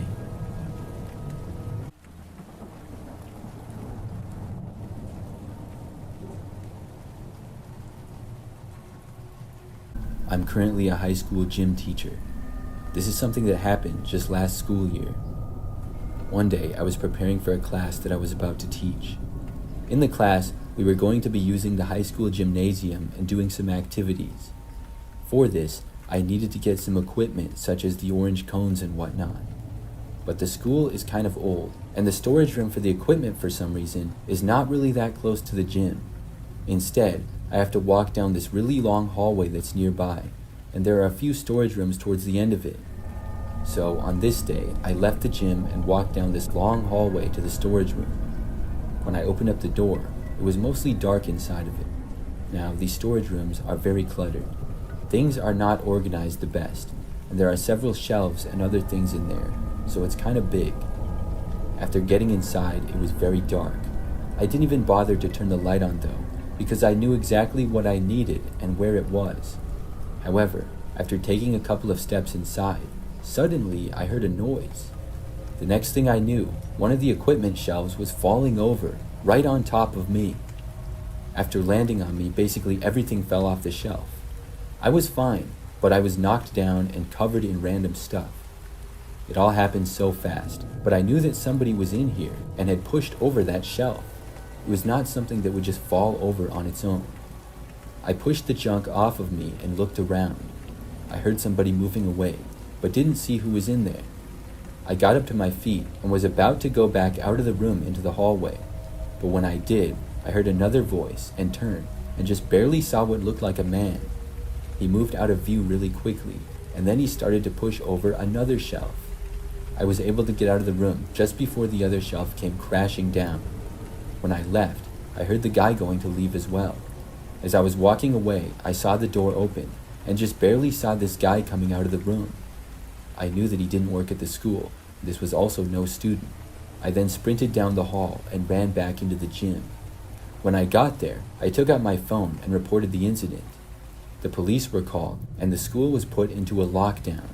For the lockdown, I went to an otherwise vacant classroom that was really close to the gym. This classroom did not belong to any teacher in particular and was used for gym classes as well as sports teams. So when I went inside there, I was all by myself and I locked the door. As I was inside, maybe 5 minutes later, there was a banging on the door. I had a bad feeling about it. I walked over and removed the window cover to look and see who was there. I saw the same man. As soon as he saw me, he tried opening the locked door. Then he started banging on it again. It was like he was trying to break the door with how hard he was pounding on it. But luckily, the school's doors were very strong. I just went back over to my desk and reported where the guy was. I hoped that he would leave me alone, but I also wanted him to get caught. He continued to bang on the door for a good 2 or 3 minutes. Then the police arrived. They were able to get the man and leave the school with him. I'm not sure how he got in. He had been hiding in that storage room for a while though, possibly as long as a day. I still can't believe that he pushed the shelf over onto me, and I'm glad that I'm okay. Every time I go to those storage rooms though, I still get worried that somebody will be hiding in there.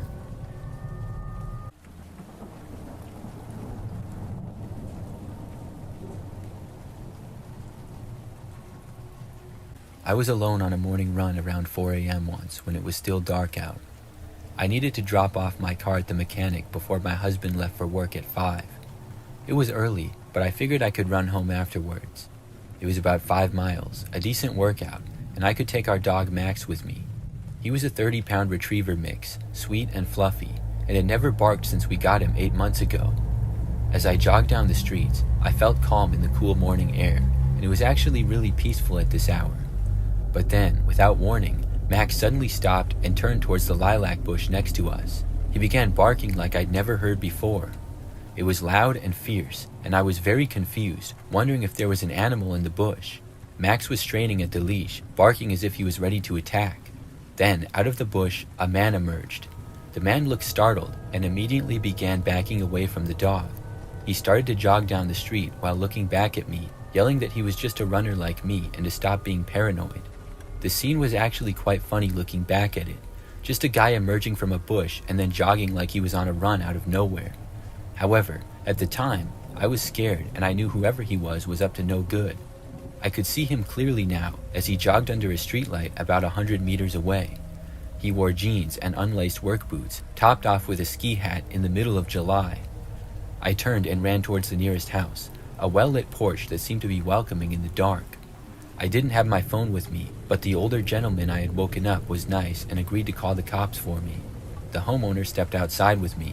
He glanced around and quickly pulled out his phone to call the police.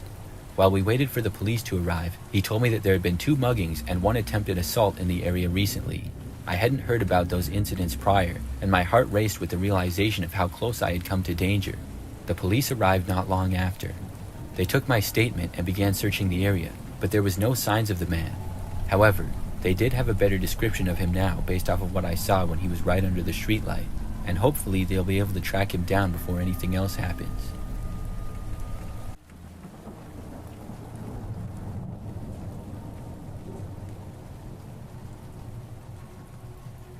I had one of the most scary experiences of my life just last year. It was a normal evening, and I went to Walmart to do some shopping. I was not getting groceries, but I was just going to buy a new phone charger and then look at the TVs. When I got inside of the store, it was probably 8 or 9 p.m. Things were pretty quiet, but there was still a decent amount of people shopping. I spent maybe 10 minutes inside the store, not really that long. Then I headed up to the front to leave. I checked out at one of the self-checkouts and then started walking out of the store. Now, right when I got outside, there's a sidewalk going along the front of the store. There was this man standing there with a cart, and he was using crutches. He waved at me and asked if I could help him put his groceries in his car. I figured that because of the crutches, it would make it difficult for him, so I said yes. There were only like 3 bags in his cart, and I was glad to help out. The man appeared to be in his 40s or 50s and had sort of long hair and was wearing a blue jacket. I took his cart and started pushing it into the parking lot. The man said to follow him to his car though. He started limping using his crutches and went along the sidewalk out front, so I turned around and started pushing the cart towards him. But the man went all the way to the end of the store and then started going along the side of the Walmart building. I didn't even know there were parking spaces over there. I thought that maybe he had parked there because it was an easier walk for him. I'd never really been to the side or back of a Walmart before though. When we were going along the side of the building, I didn't see any parking spaces. It was almost like an alleyway, and there was just a little bit of pavement and then a tall fence separating from the next property over. The man kept going all the way to the back side of the store. Now we were behind Walmart.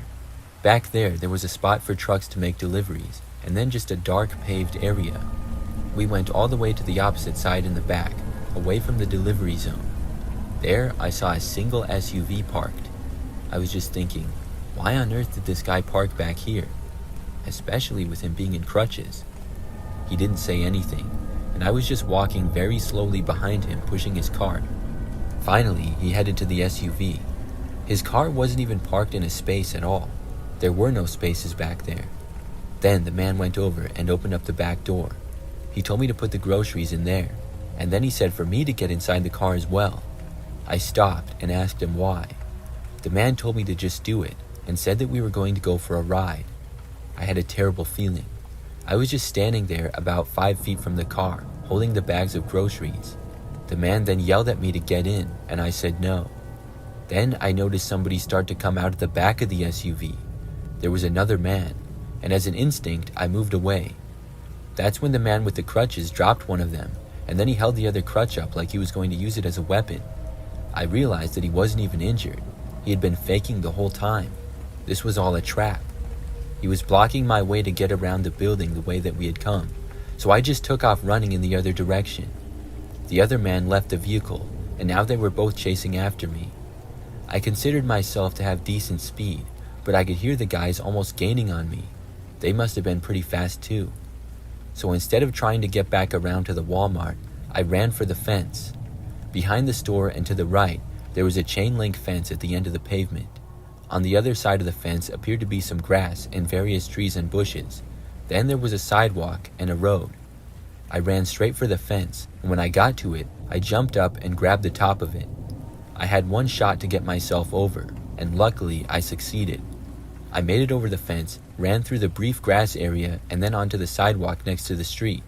The men had both arrived at the other side of the fence, but did not jump over it. Still, I ended up running across the street to the other side. It just felt safer there. I called the police when I walked along that sidewalk. I also kept an eye out on the fence. The men went away, probably going back to their car. Then I walked over and met the cops out front of the Walmart when they arrived a few minutes later. They went back around, and the men and their car were gone. I told the police everything that I could, and they said that they were going inside to investigate further. Then I left to go home. I never really heard anything more about it. The whole thing makes me mad. I was trying to be nice, and this guy was totally a fraud just trying to kidnap me or something. I'm glad that I was able to get away from those guys though, and I really hope that they were caught.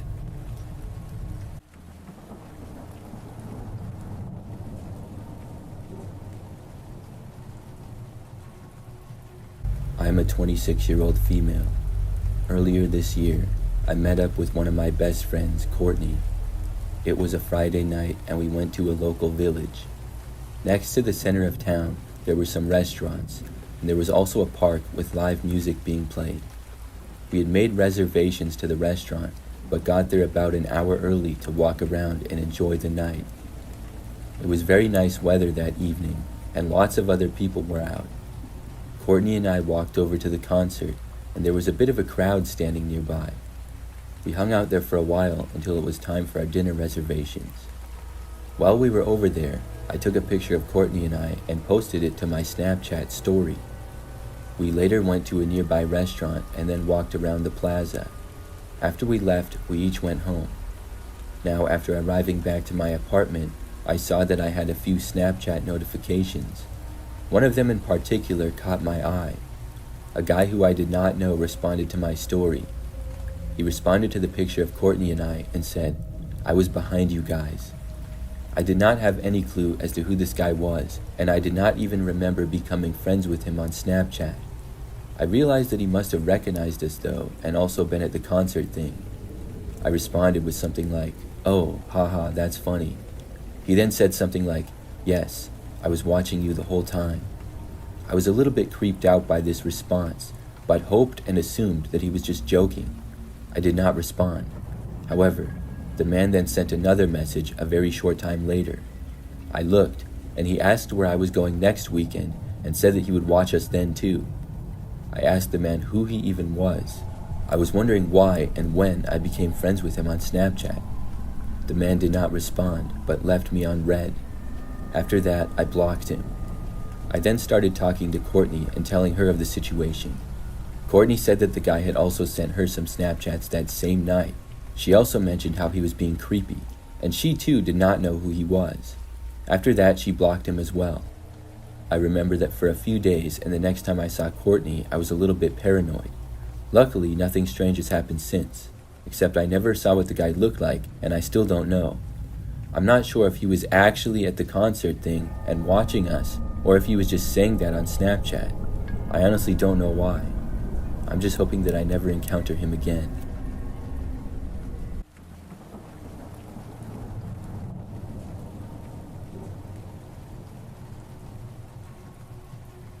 One night, I was driving home from work. I had worked pretty late that day and was tired from a long shift. By now, it was after midnight, and I drove along the quiet roads getting near my house. At this hour, I was about the only car out on these roads.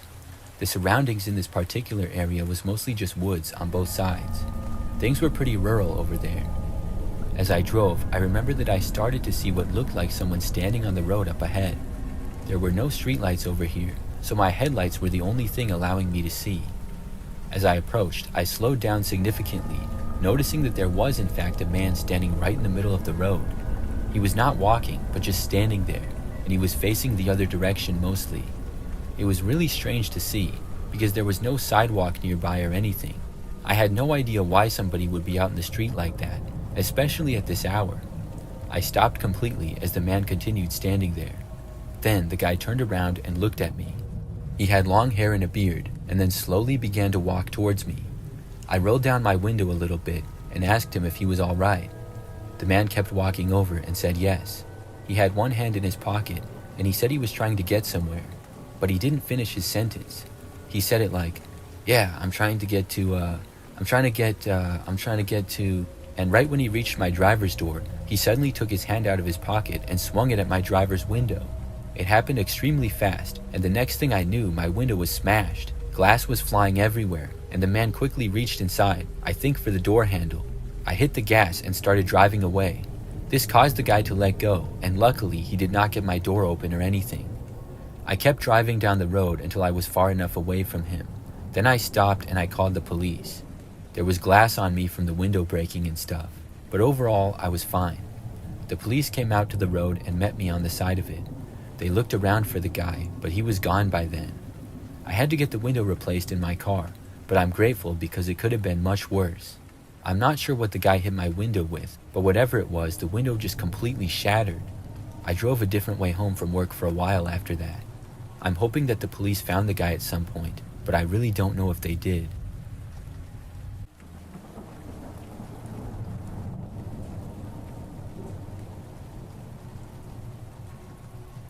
This happened back sometime in the very early 2000s. During this time, I was living alone in a one-bedroom apartment that I had recently moved into. I was aware of a few of my neighbors, but not many of them. The building seemed to have people moving in and out quite often.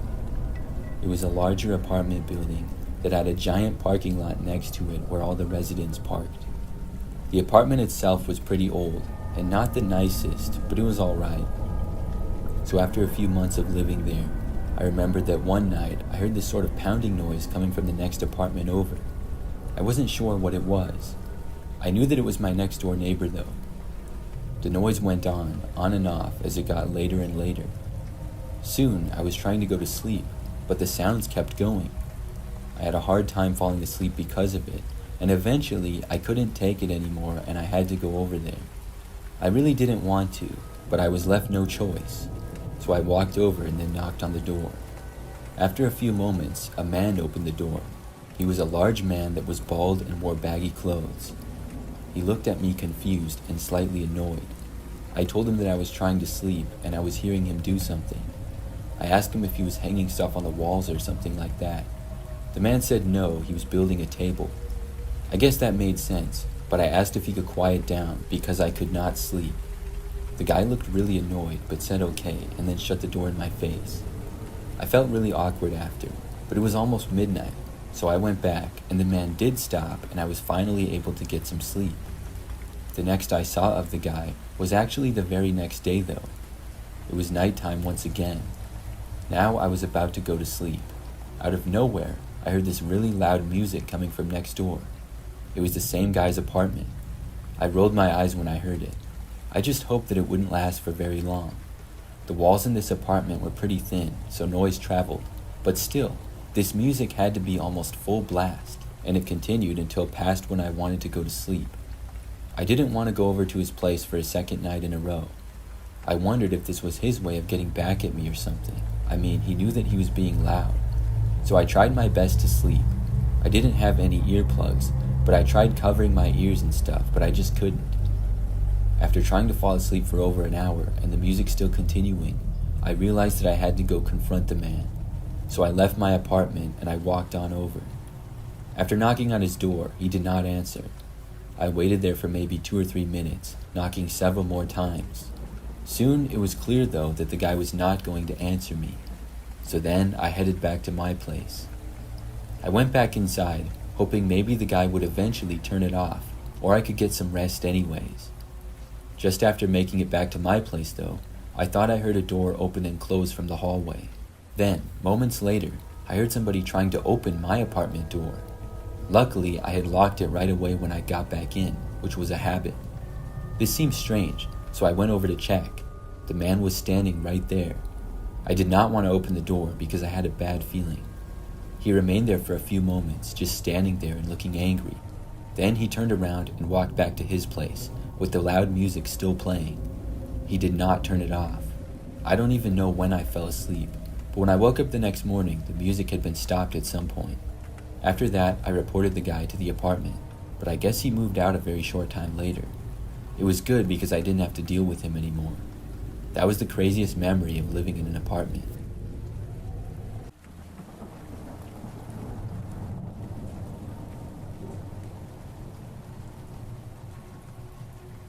Back when I was in college, I signed up to be a DoorDasher. I was able to make a fair amount of money doing this after classes, and I didn't have any other job, so I went DoorDashing a lot. One night during a snowstorm, it was peak hours, and I would get even more money for delivering during a snowstorm because nobody would want to leave their house to get food.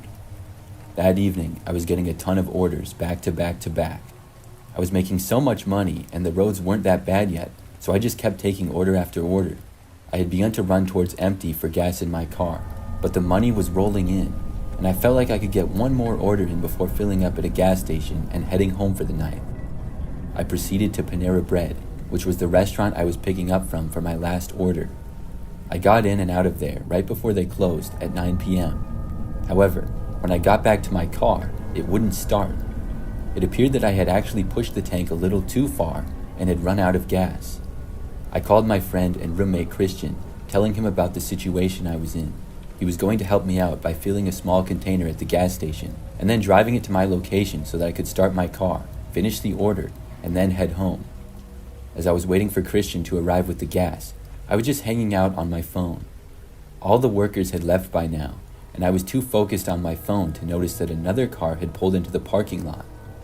I didn't notice this car until it was pulling into the space right next to me.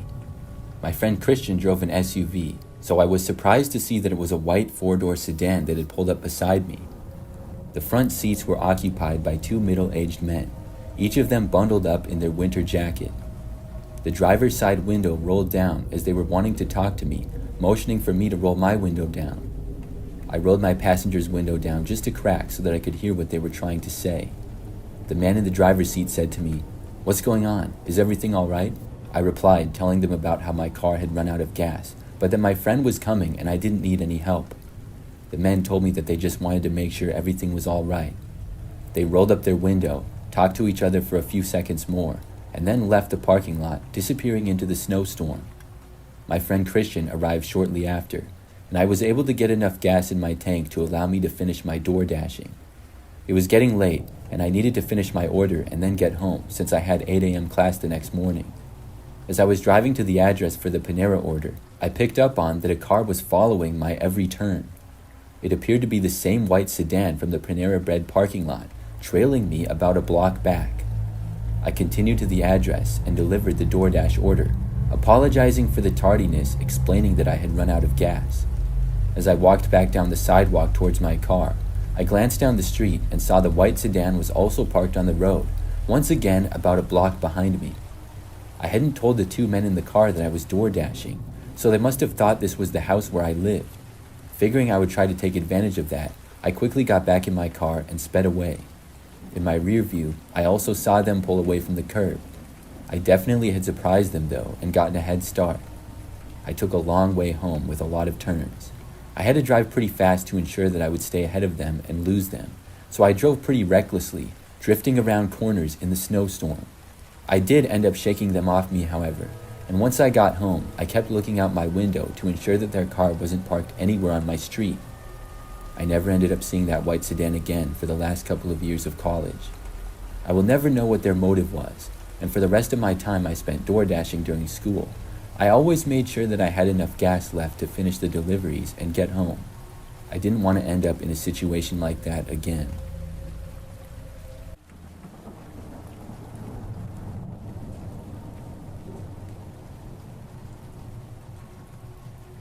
I had been having a rough summer a couple of years ago and needed some time to get away and clear my mind. My mom suggested a camping trip out on the countryside. It seemed like a good idea, so she dropped me off at a remote area in the woods. I had my tent, some supplies, and a portable charger for my phone. I found a secluded spot that felt right. It was private land, but it was late, and I didn't want to be near any other campers. I pitched my tent as the sun dipped below the trees, and then I pulled up some YouTube on my phone, hoping to relax a bit. I noticed my phone battery started draining really quickly, even while charging, so I put my phone away and just laid down and listened to the woods. At some point as I was laying there, I heard heavy footsteps crunching through the leaves, getting closer. It sounded like a good 30 steps continually coming closer. I was worried that maybe it was the property owner coming to kick me out or something like that. Panicking, I unzipped the tent, ready to face whoever it was. But there was nothing, just silence. The footsteps vanished as quickly as they had come, leaving me in the quiet of the forest. A chill ran through me. Something felt wrong. I slowly turned my head, my instincts screaming that I wasn't alone. That's when I saw it. About 20 feet away, frozen in place, was a huge skeletal creature. It looked like a hairless dog, but was really thin. Its face was a blank mask, lips pulled back to reveal jagged teeth. Fear surged through me as I scrambled back into the tent, zipping it up tightly. I curled into a ball on the floor, my mind racing. I couldn't process what I had just seen. I had never seen a wolf in person, but it didn't look like a normal wolf. Instead, it appeared to be some deranged type of animal, and the no hair part was really weird. I just sat there silently, hoping whatever it was wouldn't bother me. After what felt like hours, but was probably only a few minutes, I remembered my phone. It was dead, so I fumbled with the portable charger and waited, heart pounding, until it finally turned on, with barely any battery left. I sent a quick text to my mom, begging for help, including my location and to come get me now. The phone died again before she could reply. So for a while, I huddled in my sleeping bag listening to every sound from the outside of my tent, the rustling leaves and the other forest noises. Each noise sent me deeper into panic, imagining that creature was still out there. Finally, I heard a car engine in the distance. I risked a peek outside and almost wept in relief when I saw it was my mom's car that was pulling up. I grabbed my bag and ran to her, leaving my tent and everything behind. To this day, I can't explain what I saw that night. Maybe it was a hallucination or a trick of the light making an ordinary forest animal look strange. The only thing I know is that I felt pure, unfiltered terror, the kind that stripped me of all rational thought. I haven't gone camping since.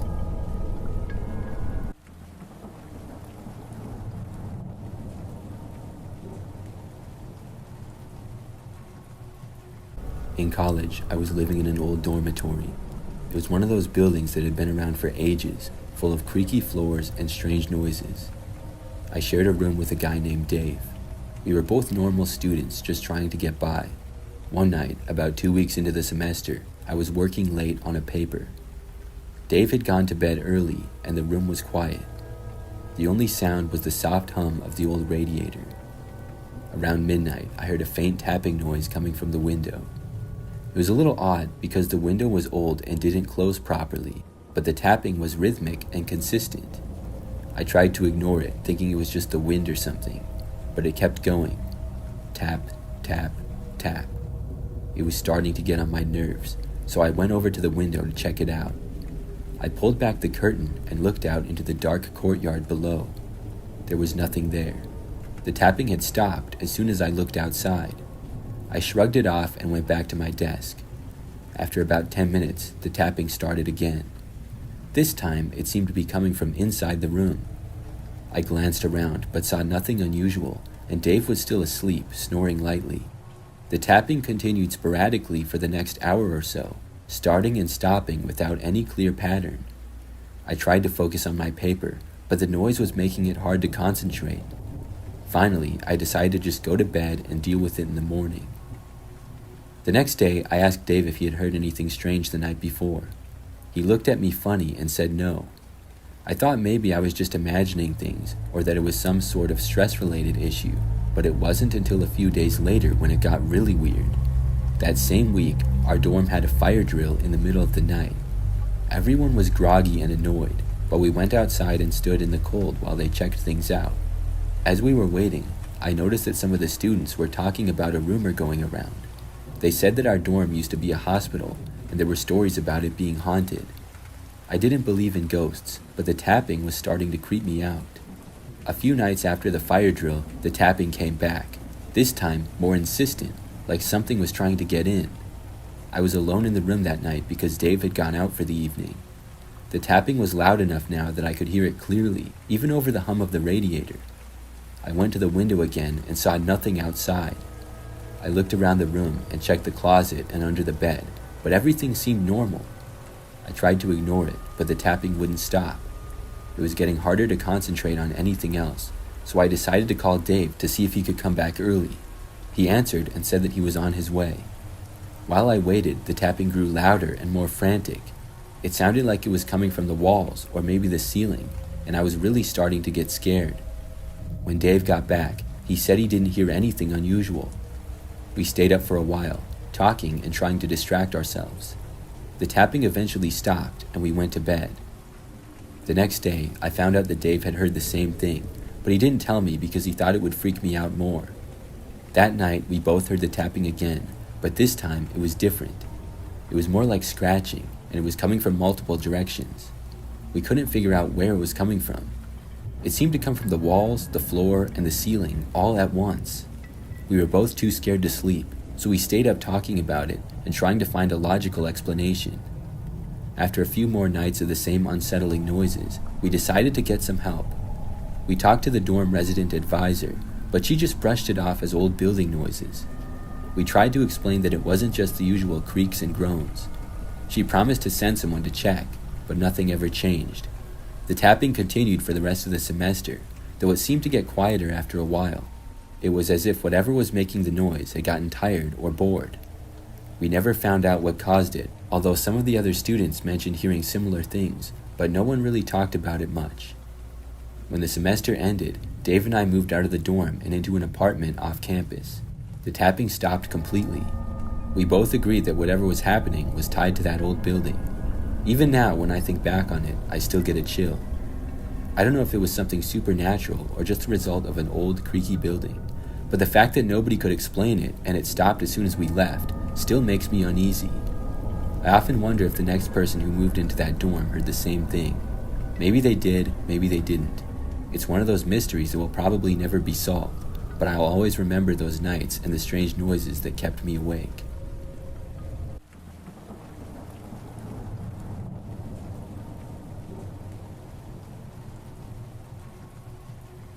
This happened quite a while back, probably over 10 years ago now. I was in my later years of high school and was home alone. My parents were at a wedding that required them to stay in a hotel, and my brother worked the night shift. At the time, my family lived on the East Coast in a city that was not the greatest. The crime rate was fairly high, and just a lot of sketchy things would happen.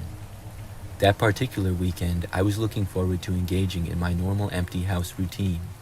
I planned on playing some PlayStation on the big screen TV with friends, then order a late takeout dinner of either pizza or Chinese, and hang out watching TV late into the night. My older dog Cecil would spend the whole night on the couch with me just relaxing also. Cecil was an old beagle who had been in our family for 8 years. He was quiet, peaceful, and spent his time begging for food and sleeping. Unlike most beagles, Cecil never howled or barked. He was more than content to rest his head on your lap and spend the night there. At approximately 1 a.m., I had just finished the last slice of pizza and was dozing off on the couch when I heard a bang coming from the back alleyway. I didn't think much of it. Anyone who's lived in a city knows that noises happen at all moments of the night. Cecil's head popped up off my lap and the hair on his back stood up. He was always a bit skittish, so I calmed him down and started dozing off again. Not more than 2 minutes later, I heard another bang, and Cecil did something I've never seen him do before. He leaped off the couch and ran like the wind towards the door leading to the basement, barking and growling like a dog twice his size. The look on his face reminded me of a German Shepherd canine unit. I'd never seen him like that before, which got my adrenaline pumping. Through my dog's barking, I could now make out a persistent banging. There was a seldom used door in the basement that led to our back alleyway. It was old, rusted, and was hard to open, even with a key. I suddenly realized that someone was trying to break into my house through my basement door. Living in a bad neighborhood, I had learned and heard people say that if someone tries to get into your house and they move on after they realize the door is locked, they want your stuff. But if somebody is persistently trying to get into your house despite the door being locked, well then, they might be more dangerous. Knowing this, I rushed upstairs to grab the heavy wood baseball bat that I kept under my bed for situations like this. Then I headed down to my basement. I probably should have run or called the cops, but I was a macho teenager with a tough guy complex, and plus I had nowhere to go. While I was heading down the stairs to my basement, Cecil went right past me. Suddenly, on the other side of the door, I heard a man's voice say some curse words, and the banging stopped as he ran away, hearing the aggressive dog barking. I didn't call the cops or anyone else, which was probably the dumbest thing I've ever done. I just sat up for the rest of the night with the wood bat in my hand. My brother came home that morning, and I told him what had happened. We went to the basement door to check it out, and when we gave it a tug to open it, the whole door fell off. This psycho was one good shove away from getting into my house, but old Cecil scared him off. My fat, lazy old dog could have very well saved my life.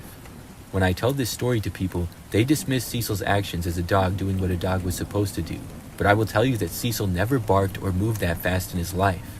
It was almost like he knew the urgency, like he knew that the door was going to give in soon.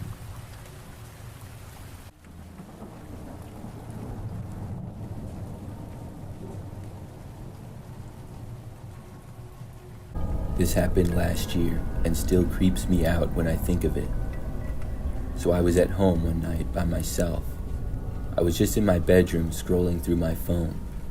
All of a sudden, I saw this Snapchat notification from a name that I did not recognize. I was curious, so I went to Snapchat and opened the snap to see. It was a selfie of what appeared to be a man. However, this photo was taken extremely close to his face, and he also appeared to be in a very dark room. I could barely see his face at all, and didn't recognize it to be anybody that I knew. The picture honestly looked very creepy. There was no words with the picture, and that was it. I guess at some point, I must have become friends with this guy. I didn't know when though. I had Snapchat for probably 10 years. I did not send a picture back, but instead typed a message for the guy, asking who he was. Then he sent another photo. When I opened it, I saw that it was much like the one before. It was honestly so creepy. I wish I would have screenshotted it, but I didn't.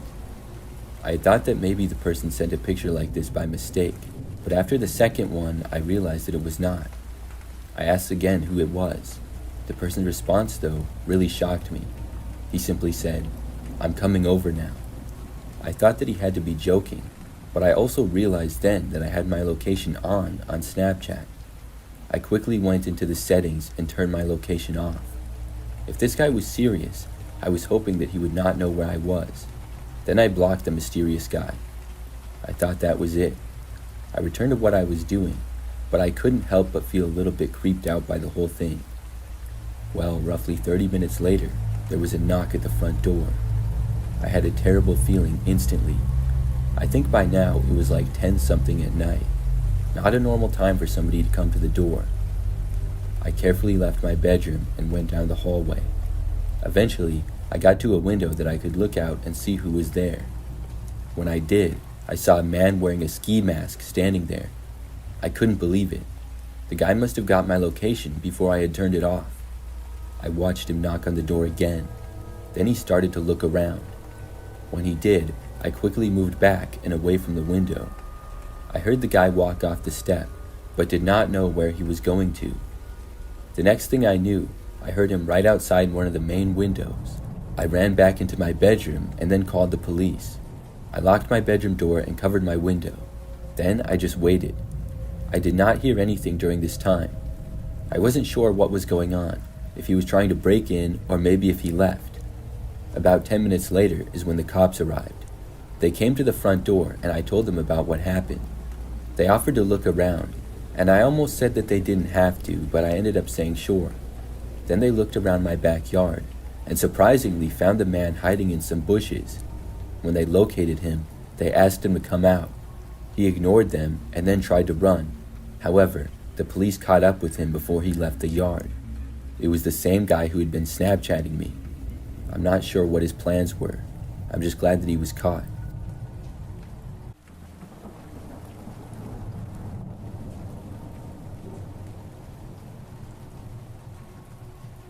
Something really weird happened to me one time when I went to Walmart.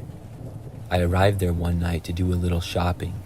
I needed toothpaste, soap, milk, and yogurt. I went to the store at nighttime, but not that late. It was about 8 o'clock. So when I got into the store, it was still fairly busy. In this Walmart, the health products were to the right at the front of the store, almost right after you walk in. Then groceries, on the other hand, were at the complete opposite side of the store. I went in the right side doors, and after walking in, I went to the far right side to the health products first.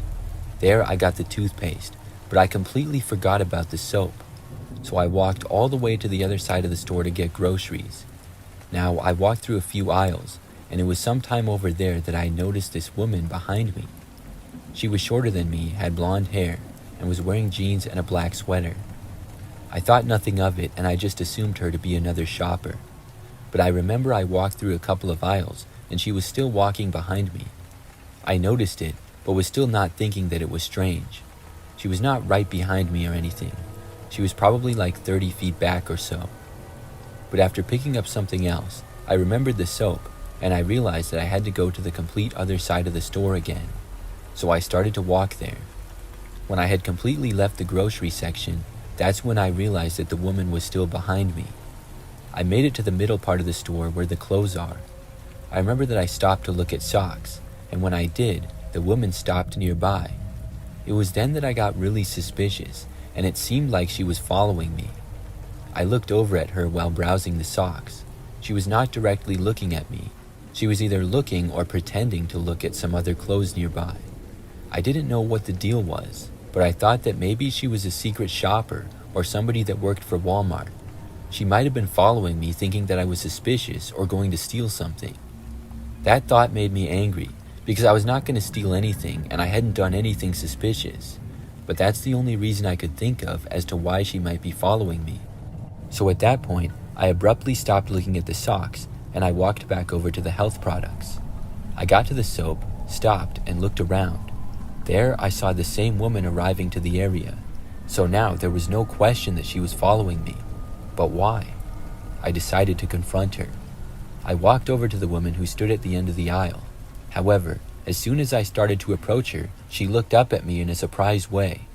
Then she turned and very quickly walked in the opposite direction. I said, "Excuse me," but she ignored it and hurriedly walked away and then went into a random aisle. I just stood there and shook my head. At least she was gone now. Who knows why she was following me? So I got the soap, and then I headed over to the checkouts. While in line for a self-checkout though, I saw her again. The woman was standing a ways away, pretending to look at another item. I ignored her. I checked out and then started walking for the exit. But when I was walking out the door, I looked back and I saw this woman yet again. She was also walking to the doors to leave, and she had no bag or items in her hands, indicating that she hadn't bought anything. So apparently, she had just been walking around the store following me. I kept going and walked out to my car. I got inside and then quickly looked around for the woman. I did not see her at all, so I felt at that point like the weird experience was finally over and I would go home. I started up my car and drove out of the Walmart parking lot. When I left and merged onto the road, a car behind me did as well. Then I turned at the next light, and I noticed the car behind me doing the same thing. That's when I had the thought that maybe this was the woman. So at that point, I decided to test it out. I figured that I was just paranoid until I turned and the car behind me did as well. I could see that it was a normal-looking sedan, but I couldn't see much else with it being nighttime. I could not confirm that the woman was driving it. Wherever I turned though, the car behind me did as well. I went in the direction of my house, but I didn't want to get all the way there being followed. After a while, with the woman still behind me, I pulled over to the side of the road. I was on a quieter street with not much traffic. This could have been dangerous, but I was angry. I decided to confront her again. When I pulled over randomly, the car behind me did the same. Then we both sat there on the side of the road for a few moments. Neither of us got out. At last, I opened the door and I got out of my car, and I started walking back towards the car behind me. When I did, I saw the same woman was behind the wheel, except she did not allow me to get to her driver's door. She quickly and abruptly put her car into drive and drove away back onto the street, and in the process of doing this, nearly hit me. She probably came within 2 feet of me. She had driven off down the road, and then I got back into my car. I thought she might finally be gone. However, I noticed her stopping way up the street. I realized that if I drove past, she would likely keep tailing me, so I made a U-turn. This didn't work though. The woman did the same thing, and before 30 seconds had gone by, she was back on my tail. I didn't really know what to do. I kept driving, making random turns for a while. Then I started heading back to my house. She was still following me. So I called the police and reported what was going on. I gave them the street that we were on and a description of the woman's car. I told them that I was going to keep driving straight on that road. After like 5 minutes, I saw flashing lights behind me. The woman pulled over and the police did as well. I kept going and was finally able to make it back home. The police called me back and said that the woman denied following me, but was cited for not having a valid ID. I was not surprised that she denied it, but I was also glad that she didn't get to my house. I don't know why she had been following me. I haven't seen her since, and I'm hoping that I never do again.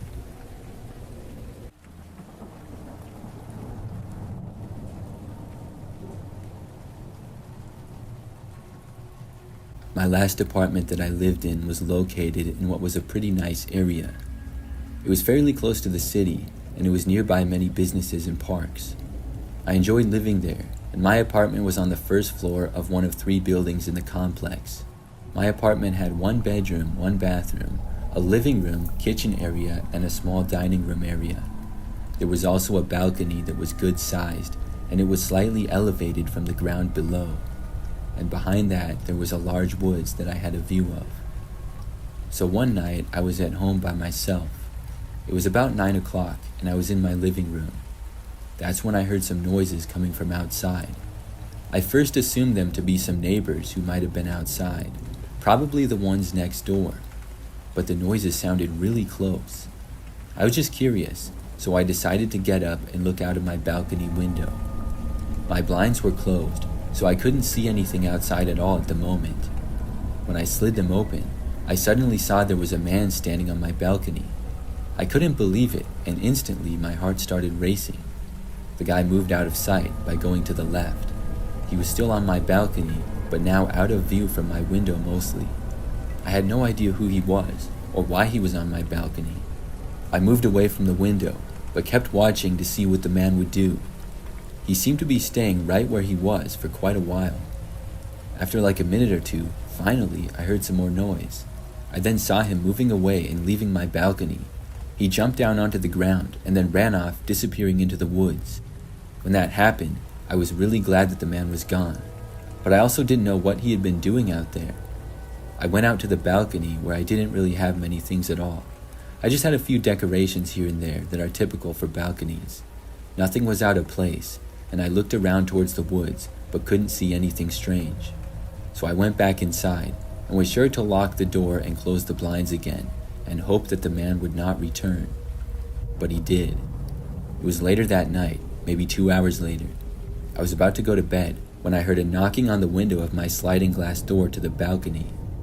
I had a terrible feeling, and knew that the man was likely back. There was silence for a while, and then a much louder knock on the door. I then heard the guy try to open it. I did not hesitate, and I got out my phone and called 911. When I told the dispatcher what was going on, I was told police were on the way. The guy knocked again very loudly and then tried opening the door. I could not see any of his actions though, because the blinds were closed, and I certainly was not going to open them. I stayed as far away from them as I could. In fact, I went right by the door in case the guy broke the window or something. He stopped banging on the window eventually though, and then things were silent. I wondered if he had run off into the woods again. The police got there a short time later. I told them what happened and went to check out the balcony. Then the police went to the woods and checked it out, and surprisingly, they found a man hiding in the woods. It was the same guy, and when questioned, he tried running but was caught. I'm not sure what his intentions were, if he was trying to break in or what, but I'm glad the police found him.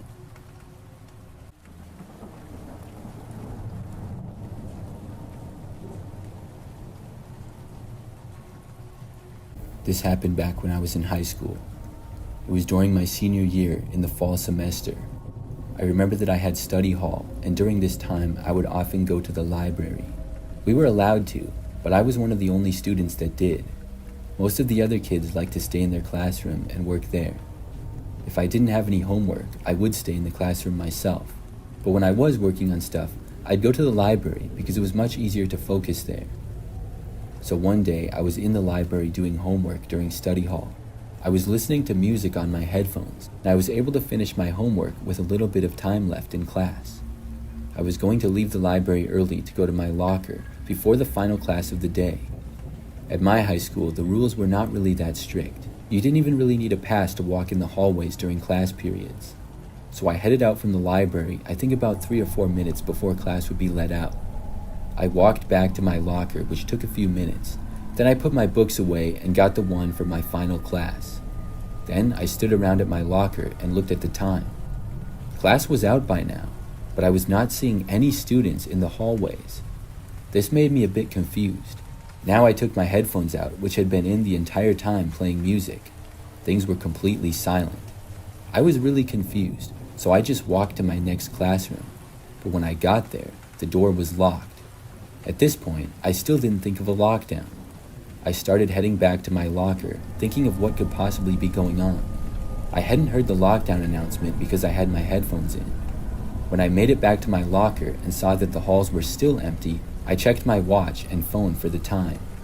My times were not off, and I matched them with the school clock. I just didn't understand where everybody was. Then, I finally realized that there must be a lockdown going on. At first, I was thinking and hoping that maybe it was a drill. So I started to go to my classroom again and was going to knock on the door. My teacher would then be able to let me in. I had to go down a couple of hallways to get there. When I went down one, I passed by a staircase and I heard multiple people walking down. After I passed it, I looked back and I saw these 3 men going down the stairs. Each of the 3 guys were wearing all black clothing and ski masks. Instantly, I had a bad feeling about it. I kept walking and then quickly went around a corner.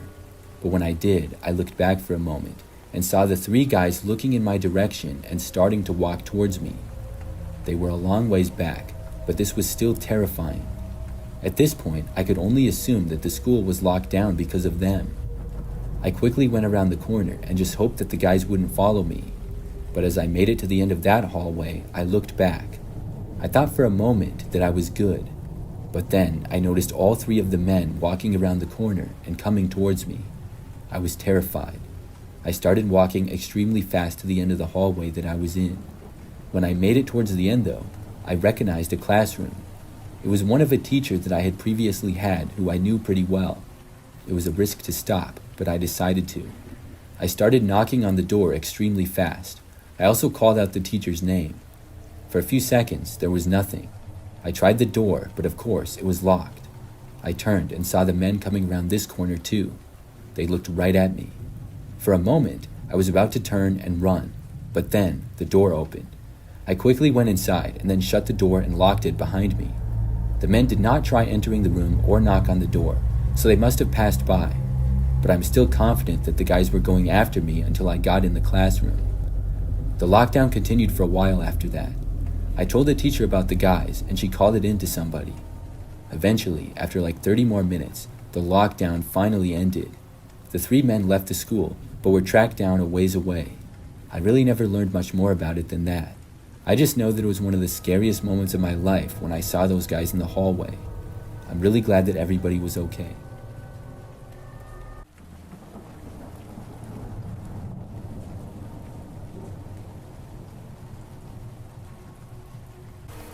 It was around 8 p.m. on a Tuesday when this happened. I was at home alone with my 3 dogs, just lounging on the couch watching TV. The house was quiet except for the occasional bark from my dogs as they moved around the room. I was on FaceTime with my friend, and we were chatting about nothing important, just filling the time. Then I heard something. At first, it was faint, like a rustling sound coming from the backyard. My dogs immediately perked up and started barking towards the back door. I muted the TV and turned towards the window to look outside. I watched as a man approached my sliding glass door. He stopped and stood there, facing my back door, looking right at me through the glass. The dogs were going wild by this point, barking and growling. Even with the dogs barking at him from the other side of the glass, the man didn't move. He didn't even look towards them or acknowledge them, just stared through the glass directly at me. I told my friend on the line what was happening, and she urged me to hang up on her and call the cops, which I did. The man didn't move, and my dogs kept barking, but he didn't seem bothered at all. His eyes never left mine as he smiled, and it wasn't a friendly smile. He also kept mouthing something at me through the glass. I'm not the greatest lip reader, but to me it seemed like he was mouthing, "Don't look away," over and over again. I just sat there staring back at him, waiting for the cops to arrive. It was so unsettling, but I didn't want to leave the room and lose sight of him. So I would know right away if he began to try to break into my house. The man never did anything else though. The whole time he just stood there staring at me with that eerie smile, his mouth repeating those words, "Don't look away." Finally, after what felt like hours, I heard the sirens in the distance. I was hoping that the cops wouldn't use their sirens so that maybe the man would be caught. The cops were pulling outside, and everybody in the neighborhood knew it with their lights and sirens, including the man outside my sliding door. He took off, and the cops couldn't find him nearby. I haven't been home alone since then, and I never want to go through that again. Every time I look out that back door now, I picture the man standing there staring at me.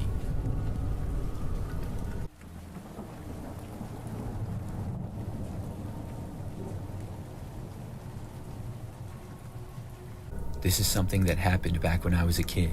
I think I was about 12 years old. One night, I was left at home by myself. I really don't remember where my parents went, but they were gone for most of the night.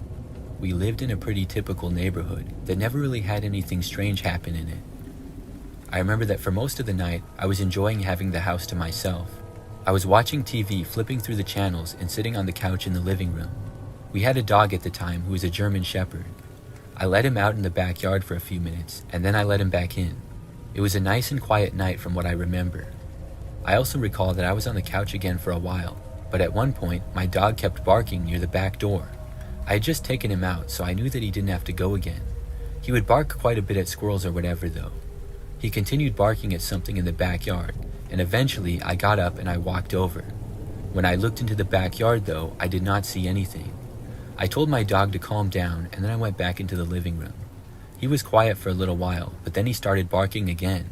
I got up and once again looked around, but didn't see anything and assumed that it was just a squirrel or something. So I took my dog and walked him to my bedroom and then put him in there. Then I went back into the living room again. Things were fine for about 10 minutes or so, but then all of a sudden I heard the back door to the house opening. I could not see it from where I was, but I didn't dare go over there. Right after hearing it, I got up from the couch and I ran into my bedroom where my dog was. I went inside and shut the door. Afterwards, I heard the sound of somebody walking inside of the house on the other end. I was terrified. In my bedroom, I did not have a phone, and I didn't have a cell phone either at the time, so I had no way of calling the police or my parents or anyone. I didn't know who was in the house or why, but I realized that I had forgotten to lock the back door. This was common because we never really had crime in our neighborhood that I was aware of, and I had been letting the dog in and out. The person walked around, and I could tell that they were soon in the living room. Then they started walking closer. I didn't know what to do. My door did not have a lock on it, so if this person wanted to enter it, they would be able to. I sat there on the floor with my dog, and he didn't seem to know what was going on. But then the footsteps got even closer. Soon they reached the same hallway that I was in, and they seemed to be approaching my door. At that point, my dog suddenly started barking again, probably sensing somebody approaching. It was loud, and I then just yelled as loud as I could that I was going to release my dog if the person didn't leave. Now, my dog was very nice and not vicious at all. He had never bitten anyone, and other than barking and tugging on his leash during walks, he was very well behaved. But he was still a big dog, and his bark was pretty loud. I hoped that whoever it was in the house was possibly afraid of dogs. Nothing happened at first, though. I was expecting the door to open at any moment, and my dog continued to bark loudly. Then I heard footsteps moving away. They got farther and farther away, and I soon stopped hearing them. I stayed in the room with my dog for a while. After not hearing anything for at least 10 minutes, I finally left the room with my dog. I looked around the house and saw that the back door was open, but nobody seemed to be inside. I called my parents and then called the police. Both my parents and the police were home within probably 20 minutes of that. Whoever had broken in was long gone though. I felt really lucky that they didn't enter my room. Nothing was stolen in the house either, so I'm not really sure what they wanted. I'm grateful to my dog for possibly saving us though.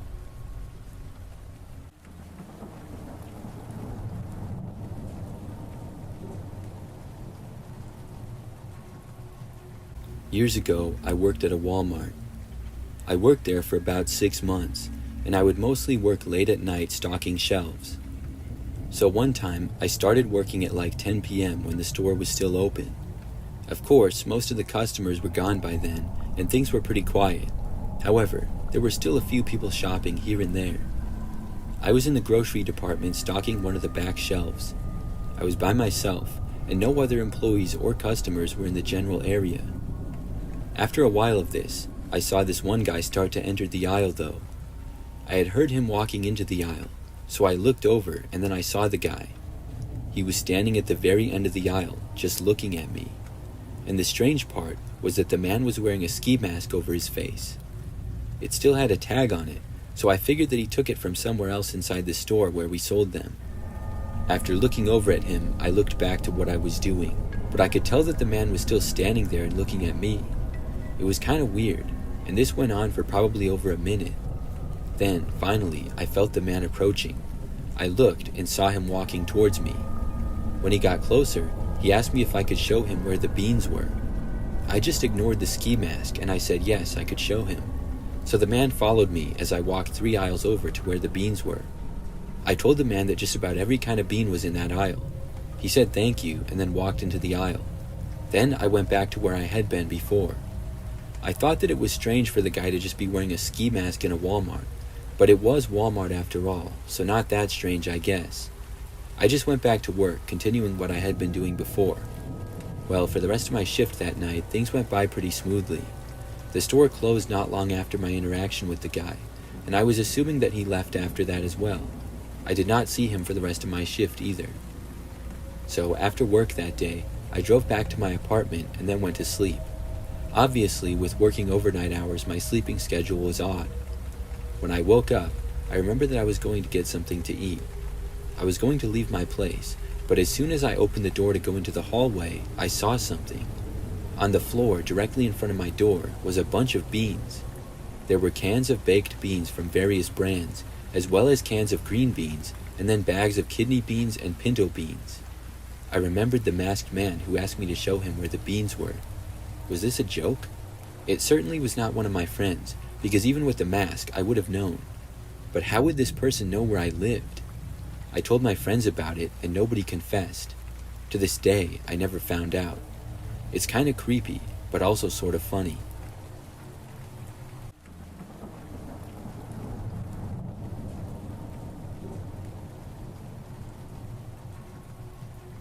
Last semester at college, I had a scary encounter in the library of all places. It was towards the end of the semester, only about 2 weeks left of school before finals week, and I was getting hit hard with assignments and tests that I needed to study for. Normally, I would do my assignments at home in my room, but the stuff I needed to complete was really piling on recently. I had started going to the campus library to do my studying and homework. I had gone a couple of times now, and gotten into a groove of going a few nights every week and staying for most of the night. It was actually quite nice the way the library was set up. The first floor looked like your classic library with tons of bookshelves and books. However, the second floor was just a maze of hallways with a bunch of side rooms that students could rent out and study in. All the rooms would be locked, but all I had to do was show my student ID at the front desk, and I'd receive a key and get a study room all to myself. On this particular Wednesday night, I got myself a room key and went upstairs to find my room number. I walked through the hallways looking for my room number and eventually found it towards the back of the second floor. I got my laptop and everything else I needed set up and then went to work. I'd been working away on homework for many hours now, and it was almost 10 p.m. The library closed at 11, so I knew I had a bit of time to do a little bit more homework. However, I needed a bathroom break first. I made my way down the hallways towards the bathroom that was on the second floor. When I had arrived at the library, some of the other study rooms had been filled with other students studying, but they were all empty and dark now. It appeared that I was the only one left, at least on this floor of the library. Finished with my bathroom break, I made my way back towards my study room. When I turned the corner and saw my study room, something was wrong. I had left the door open and unlocked because I was only going to use the bathroom and didn't want to bring the key with me, so that wasn't out of the ordinary. However, when I had left, I definitely had left the light on. Through the window, I could see that all the lights were off in the study room, and it was filled with darkness. I stood outside the door to my study room, wondering what to do next. I had most definitely left the lights on, but perhaps they were motion sensor lights and had turned off already. I wasn't really sure. I cautiously poked my head into the room, fumbling for the light switch on the wall. Finally finding it, I flicked it on, illuminating the study room. I scanned the room to see if anyone was in there, but it was empty, and I looked at my personal items, and it appeared that nothing had been stolen or tampered with. The only thing I saw was on the back wall, written on the whiteboard with dry erase marker, was 2 words. It said, "Watching you." I got chills as I read that, going over to lock the door to my study room. I also looked through the window out into the hallway and other study rooms nearby to see if anyone was there. I barely knew how to comprehend what had just happened. Had somebody been watching me while in the library, or watching me outside of the library as well? Regardless, I was extremely nervous, and I wanted to pack up and go home for the night. I normally walked from my house to the library, but there was no shot I was doing that tonight. I called the campus safety officers and asked if I could get a ride home from the library. For the final 2 weeks of the semester, I didn't study at the library and was always looking over my shoulder. I never noticed anyone who seemed to be watching me, and didn't have any more encounters like that over the last 2 weeks that I was at school.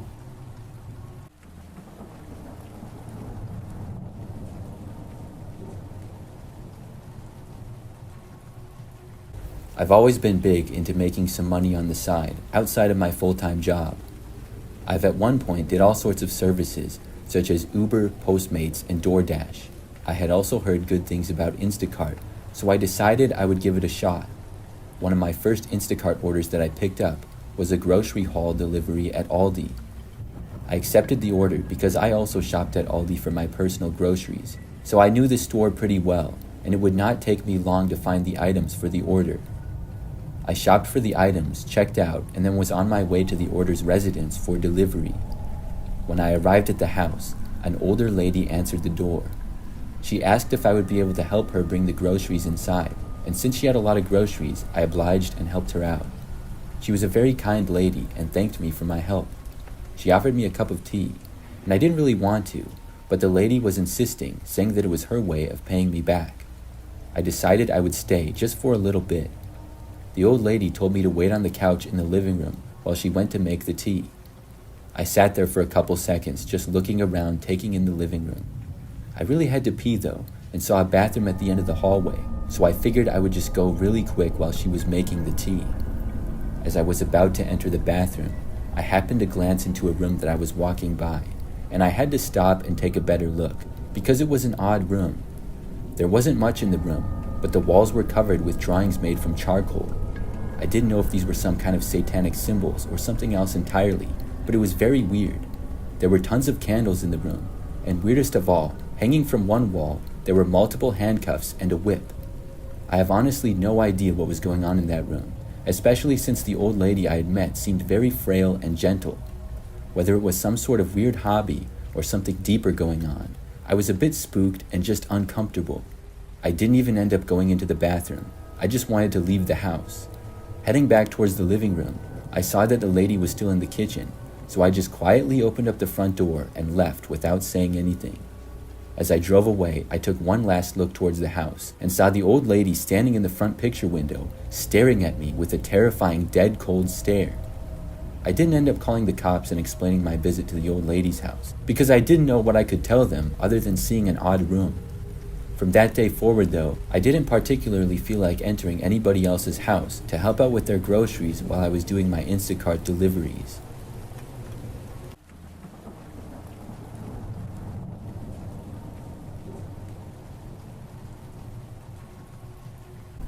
For some background to the story, I'm a female and was 17 at the time. I was a senior in high school and lived with my parents. I have Snapchat and have had it since middle school actually. It was a very common way for me to talk to friends in high school. Occasionally, I would get added by random people who I didn't know. I would say it happened about every week or two. However, I never added anybody back unless I knew exactly who they were. I added some random people back when I was much younger, and some of them were kind of weird, so I stopped doing that. Well, I remember one day, I got added by some random guy on Snapchat. I did not add him back and deleted it. So I think it was the next day or else a couple days later, I got added by one of my friends from school. It was not one of my best friends, but somebody who I knew decently. I already was friends with her on Snapchat, so when I saw it, I figured that she made a new account. In high school, it was not that uncommon for people to make new accounts for various reasons. I didn't think too much of it, and I added her back. That afternoon, after I arrived home from school, I was just in my bedroom at my desk, and that same friend messaged me on Snapchat. She asked me what I was doing, and I said that I was just at home doing homework. She then told me that she was going to come over. I said okay, but it seemed a little bit odd.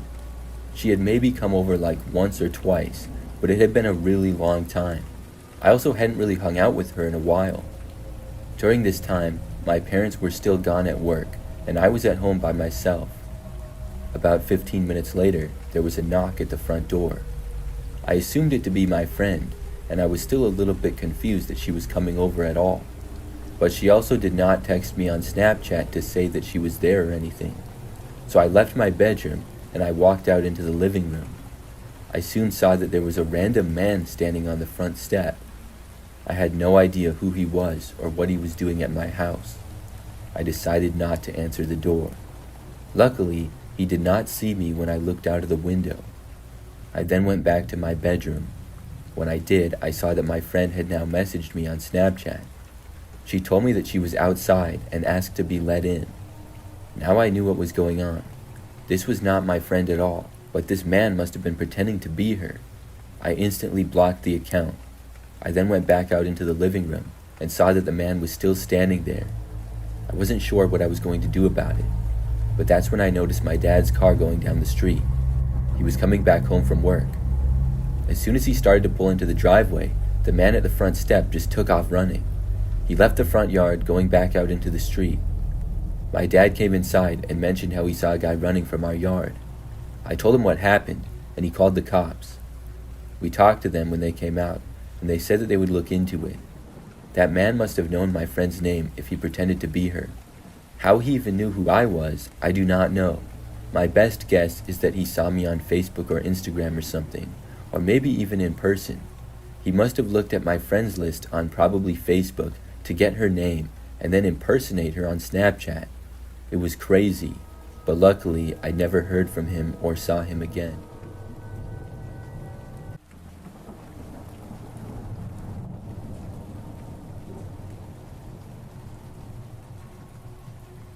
This story happened to me in my first year of high school, many years ago. First off, let me premise by saying that I clearly understand how dumb of an idea this was. But I was a younger kid, and I didn't think it through fully, and I just imagined that it would work. My parents had left to get my older brother from his friend's house because he had gotten hammered and was too drunk to drive himself home. It was around 11 o'clock at night, and I did what normal things a boy my age would do: watched TV, played video games, and invited friends over when I wasn't supposed to. After my friends left my house, it was around 12:30 a.m., and my parents called me and said that they wouldn't be home until morning due to my brother passing out and needing medical attention. He had to go to the hospital due to alcohol poisoning, and by the way, he ended up being alright and recovered fine. I was 15 years old, home alone the entire night for the first time ever, and in the midst of puberty, I decided that tonight would be my night. I went on some online hooker website, and I found an attractive 19-year-old Asian woman who said she would do just about anything you could think of. So I hit her up and gave her my address. I told her I was about 3 years underage, and she said it was fine if we kept it a secret. It was around 1:45 a.m. when I heard a knock on my front door. I looked through the peephole and saw an attractive young Asian woman standing outside. She told me her name was Ashley and asked if I'd let her in. Letting my hormones control me, I let her in. She asked if she could use my bathroom first, and I told her that it was fine. While I waited for her, I looked at the car she arrived in, and in the faint shadow of her car, I saw another person sitting in the passenger seat. They were wearing all black clothing and looking at the house. I thought I was just imagining things, or that maybe it was normal, and this was her driver who was just going to wait outside the whole time. 10 more minutes went by, and she still hadn't left the bathroom, and as I was waiting, I heard footsteps walking through the rocks into my backyard. I was beginning to panic now, realizing how this was a terrible idea, and I shouldn't be letting random people into my house. The motion sensor lights in my backyard kicked in, and I went to take a look, and sure enough, it was the person I saw in all black before. Once they noticed I could see them because of the light, they booked it back to their car. The girl, who then came out of the bathroom, said that I scared her partner off, and that she was going to go out and get him. Once she left the house, I shut all the entrances to my house and locked them all. She looked back and noticed the noise of my dogs barking, had a quick conversation with the guy in all black, and then got into the driver's side of the car and drove away. I don't know what they were planning, but my guess is they were going to kidnap me for human trafficking. I'm not sure if that was their motive, but I was led to believe it because the lady left her phone in the bathroom. When I looked through it, I saw mysterious phone numbers, and after looking up the area codes online, they were linked with known human trafficking countries. Also, she didn't even seem to care that she had left her phone behind, making me think it was most likely a burner phone used for shady stuff. I'm just glad the night didn't amount to anything worse, and it easily could have. I never told my parents because I would have been in a lot of trouble, but I still learned my lesson from that night home alone.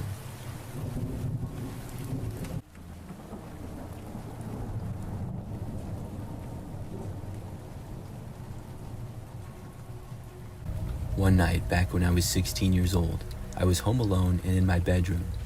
Both my parents went out for the night, and my older sister was staying over at her best friend's house. All my friends were busy, so I was just up in my bedroom playing on my computer. At about 9 o'clock or so, I remember that I thought I heard a noise from outside near the front door. It sounded like somebody was possibly trying to open the front door. I figured my parents might have been home early, so I didn't think much of it. But after like 2 or 3 minutes, I never heard the door open, and I realized that it was strange. Then I heard the same noise again.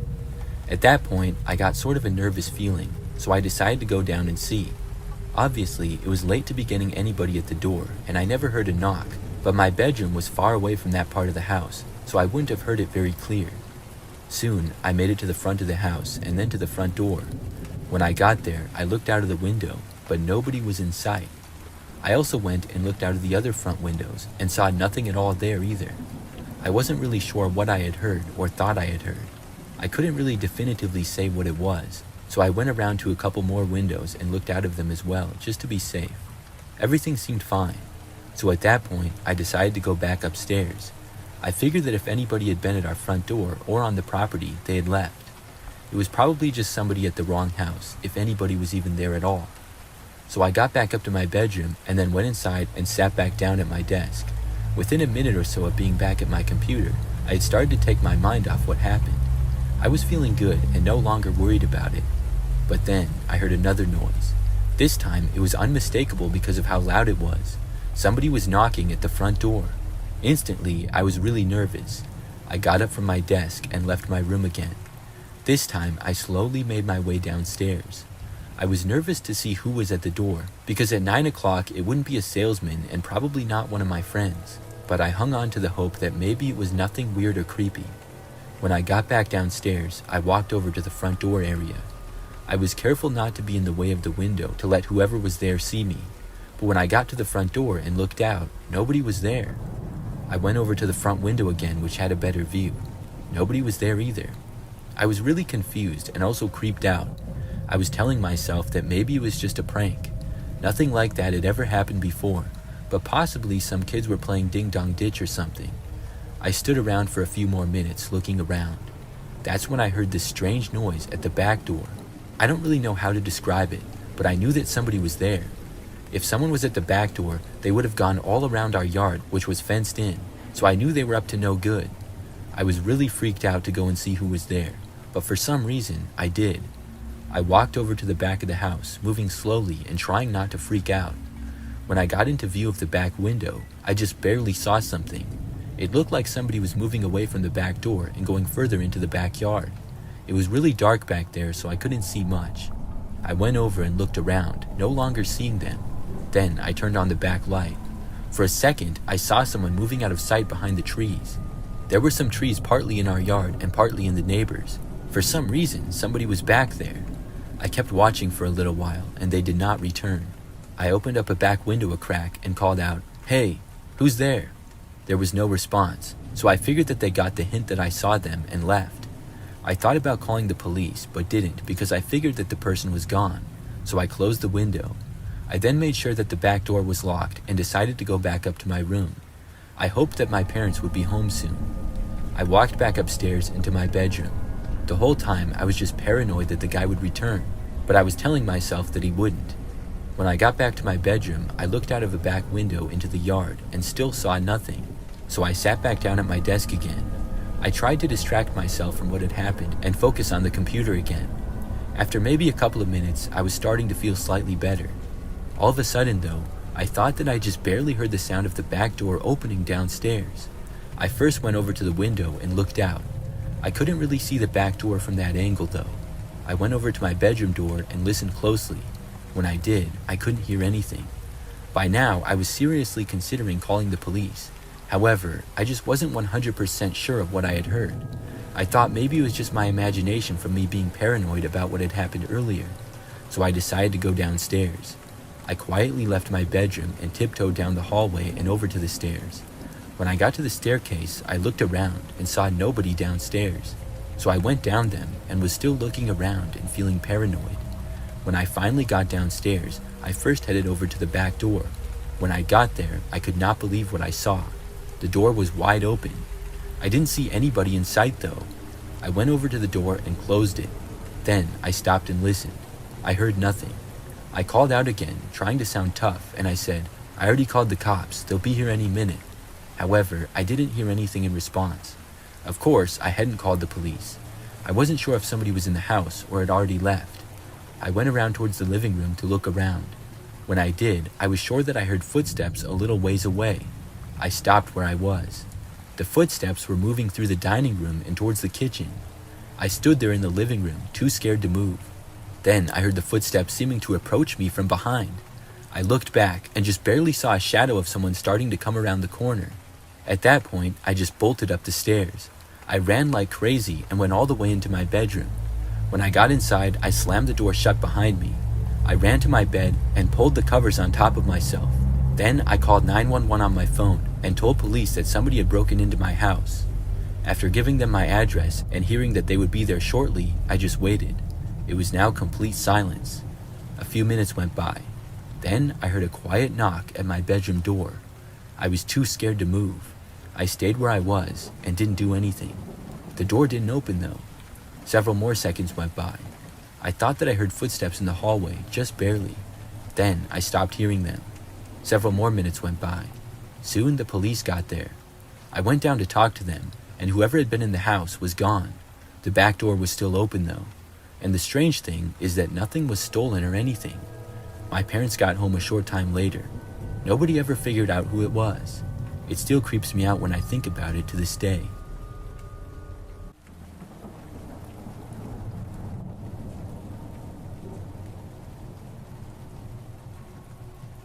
I live alone. This is something that happened just a few months ago. So my apartment is pretty standard for the most part. However, the front door opens right up to the outside and there's a small grass area there. To the right of that is the parking lot. Then there are several levels of units. Mine is on the first level. I was at home one evening after I had gotten back from work. I was in the kitchen cooking, and right in the middle of that, my doorbell rang. I wasn't able to go over to the door right away, but I stopped what I was doing and then went over there. This was maybe 20 seconds after the bell had rang. When I got there though, I didn't see anybody. I looked out the window to as much as I could see and there was nobody there. So at that point, I just went back to cooking. I didn't really know who it could be or why somebody would be ringing my doorbell. I figured that it was most likely someone at the wrong apartment though. Nothing else happened for a while. Several hours later, I was in my living room just hanging out. Then the doorbell rang again. I remembered from before and wondered if that person was back. Then the doorbell started ringing again and again, a bunch of times, really fast. I was so confused. I got up and started walking over to the door. In the time that I was going over there, the doorbell ringing stopped. Before opening the door though, I made it to the window and then looked outside. When I did, I was surprised to see that nobody was there again. They had been ringing my doorbell so many times in a row like they really wanted me to answer, and now they were just gone. I didn't know what to make of it. I looked around for several minutes but didn't see anyone. After that, I went back to what I was doing. I only stayed up for maybe another hour if that. Then I was tired and decided to go to bed. I started turning off the lights in my apartment, but before heading to my bedroom, I went over to the front door and looked out of the window one last time. However, this time I saw something. There was this tall and kind of thin man just standing there a few feet away from my door. He wasn't facing me, but kind of to the side. He didn't appear to really be doing anything though. The guy was wearing all black clothing and I had no idea who he was. I thought that this was maybe the person who kept ringing my doorbell. It just seemed really suspicious though. I watched him for several minutes. The man just stood there and sort of looked around. Then he started walking away slowly. He went in the grass area out front, and then he walked across the quiet street that was there. After crossing, he walked right into the woods. There was no path or anything. He just went right in, and the woods there is very thick. I was so confused and also creeped out. Since then, I haven't had any more strange doorbell rings or anything. I also haven't seen the guy, and I'm still wondering who he is and what he was doing. I'm also wondering why he just went in the woods like that.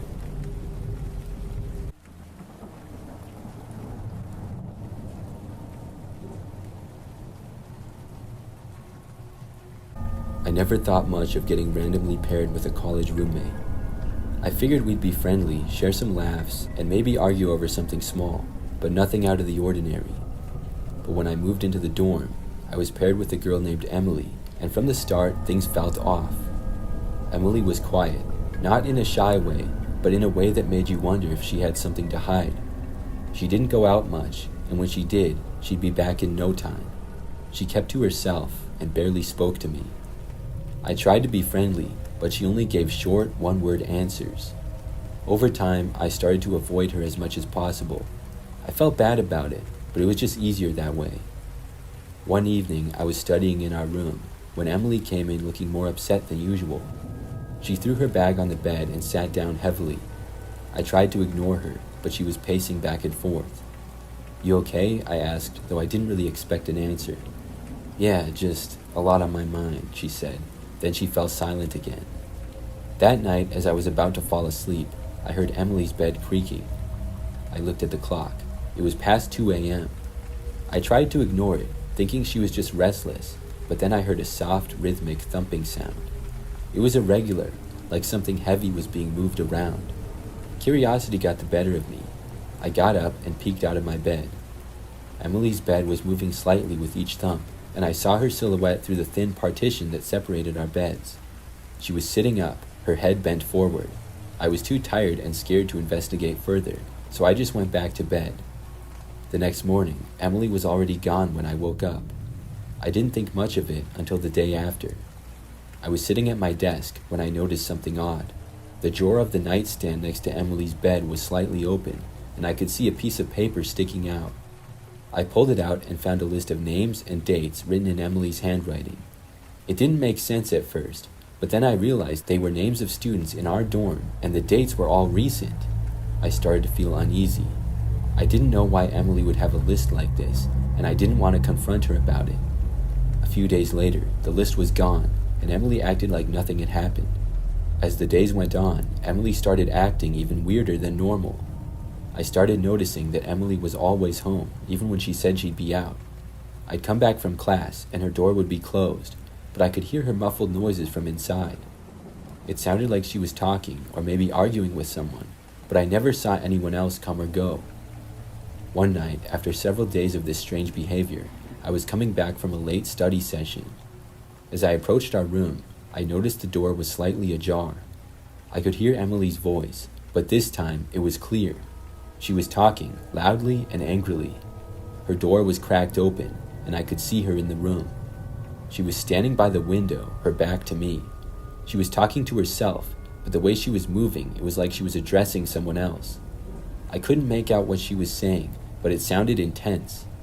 I didn't want to intrude too much, So I quietly closed the door and went into the common area. The next morning, Emily was gone again. I took the opportunity to look around her side of the room. I felt a little guilty about snooping, but she was acting so weird lately that I wanted to see if I could get a clue as to what was going on. I didn't find much, just a few personal items and the empty drawer where the list had been. But there was something else. Underneath her bed, I found a small old-fashioned key. It didn't look like it belonged to any of the dorm rooms. I put it back where I found it and decided to stay away from her side of the room. Days went by, and Emily's behavior grew even more erratic. One evening, as I was studying late, I saw her from the corner of my eye, walking around the dorm with that strange, intense look on her face. She had a heavy bag with her, and she seemed to be looking for something or someone. I tried to avoid her, but she noticed me and gave me a cold stare before quickly disappearing down the hallway. Things reached a tipping point one night. I was awoken by a loud banging sound coming from Emily's side of the room. I hesitated, but decided to check it out. When I opened the door, the room was dark, and Emily was nowhere to be seen. Her bed was a mess, and the room looked like it had been ransacked. I went to the common area and saw Emily sitting alone, her head in her hands. She looked up when I approached and had tears in her eyes. "Are you all right?" I asked, trying to be supportive despite my own fear. She nodded but didn't say anything, so I decided not to press further. The next day, Emily was gone. Her things were packed up, and a note was left on her desk saying she was leaving for personal reasons and wouldn't be coming back. I never saw Emily again, and I later found out that she had transferred out of the college. I still don't know what was going on with her, but the whole experience left me shaken. I learned to be more careful about who I lived with and trust my instincts. Sometimes I wonder if I will ever know the real story behind Emily's strange behavior and that unsettling list of names. Everything about the girl just seemed very strange and mysterious.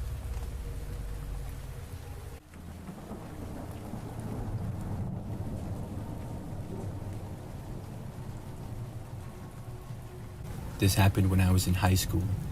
I'm a male and was 14 years old at the time. I lived at home with my parents, and one Thursday afternoon, I got home from school at the usual time. Normally, both of my parents would be gone for a few hours after I got home from school. They would both still be at work, and they worked in the city. So on this afternoon, I had a little bit of homework to do, but not that much. I went up to my bedroom to get it out of the way. My room was upstairs in the house and on the back side of it. As I sat up there doing my work, about 20 minutes into it, I heard a car pulling into our driveway. I thought that it was either my mom or dad arriving home early from work. I paused what I was doing and got up to go downstairs and say hi. However, after getting to the main level of the house, I looked out of the front window to see a random car in the driveway. I had never seen it before.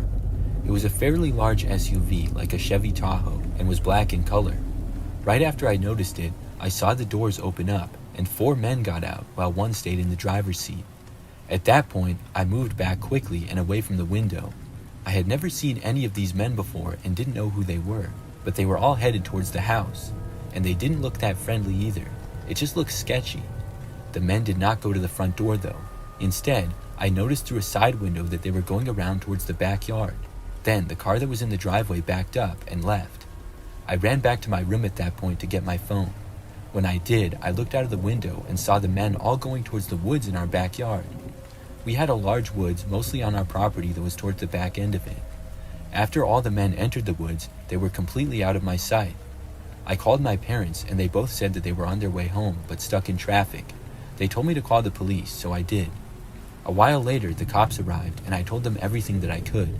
They searched the yard and the woods a little, but the men must have left because they didn't find them. After that, my parents got home, and soon after, the cops left. Nobody really seemed to know who the men could be or what exactly they were doing. I was just really glad that they were gone. So then, fast forward to the very next day. I got home from school again, and much like the previous day, I was home alone. My parents were not back from work yet, and I went up to my bedroom where I usually hung out. As I was in there, I noticed something out of my window though. I saw one of the men from the previous day. He was standing in our backyard just outside of the woods, and he appeared to be looking up at me. It creeped me out so bad.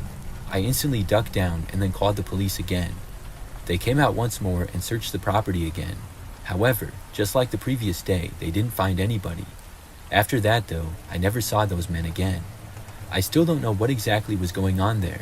Who were those guys, and why did they go in our woods? It remains a mystery to this day.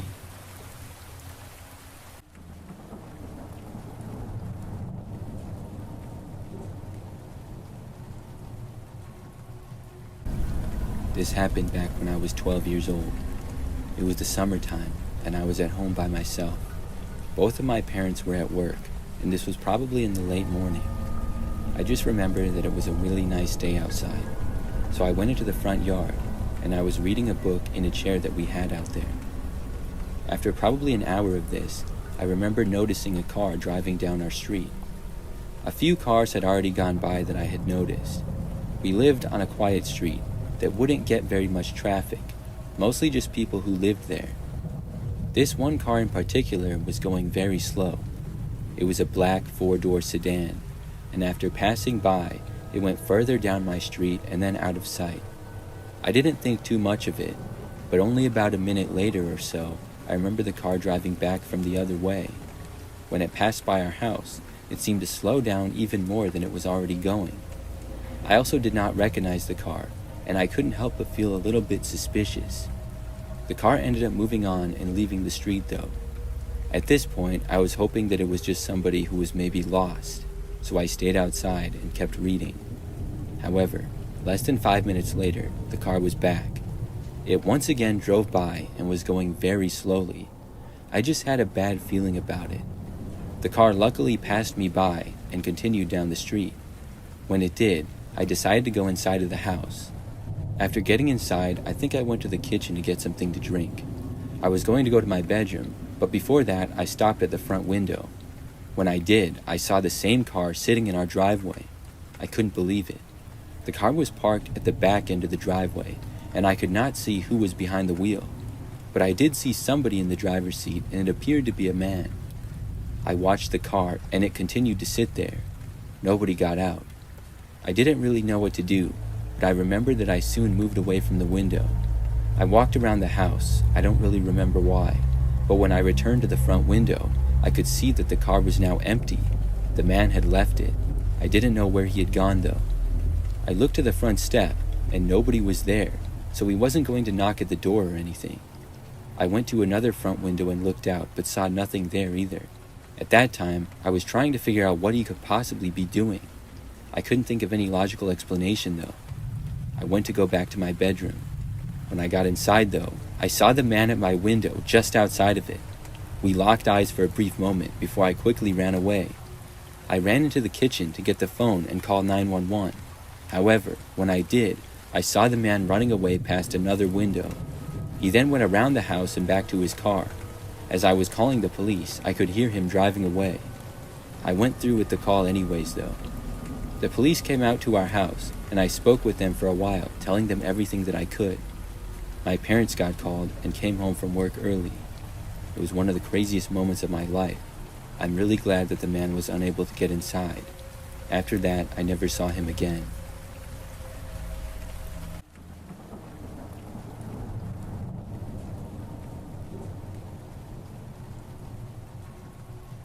A while ago, I would deliver pizzas for my summer job.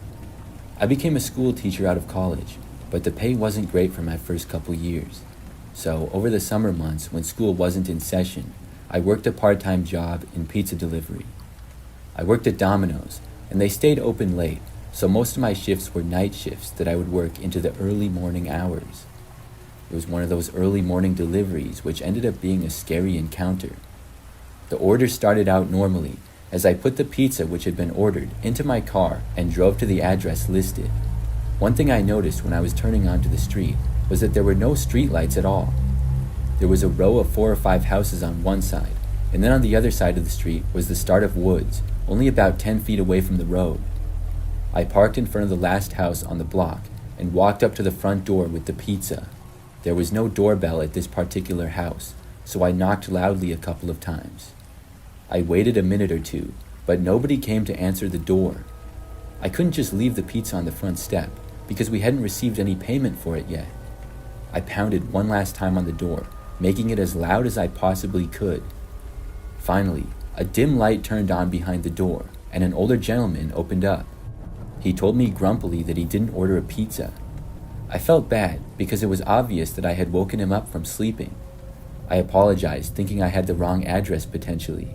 Still standing on the man's front step, I pulled out my phone to check the address which was written down for the delivery.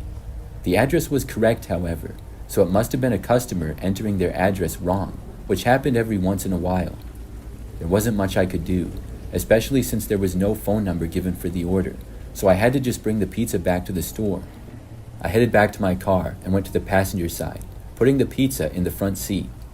I had just closed the door and was going to walk back around to my driver's side door when I felt cold metal being pressed into the back of my head. I was being robbed. A deep-voiced man instructed me to give him all the cash I had. I instantly complied with his demands, handing him the cash pouch from my front seat that I carried around for deliveries.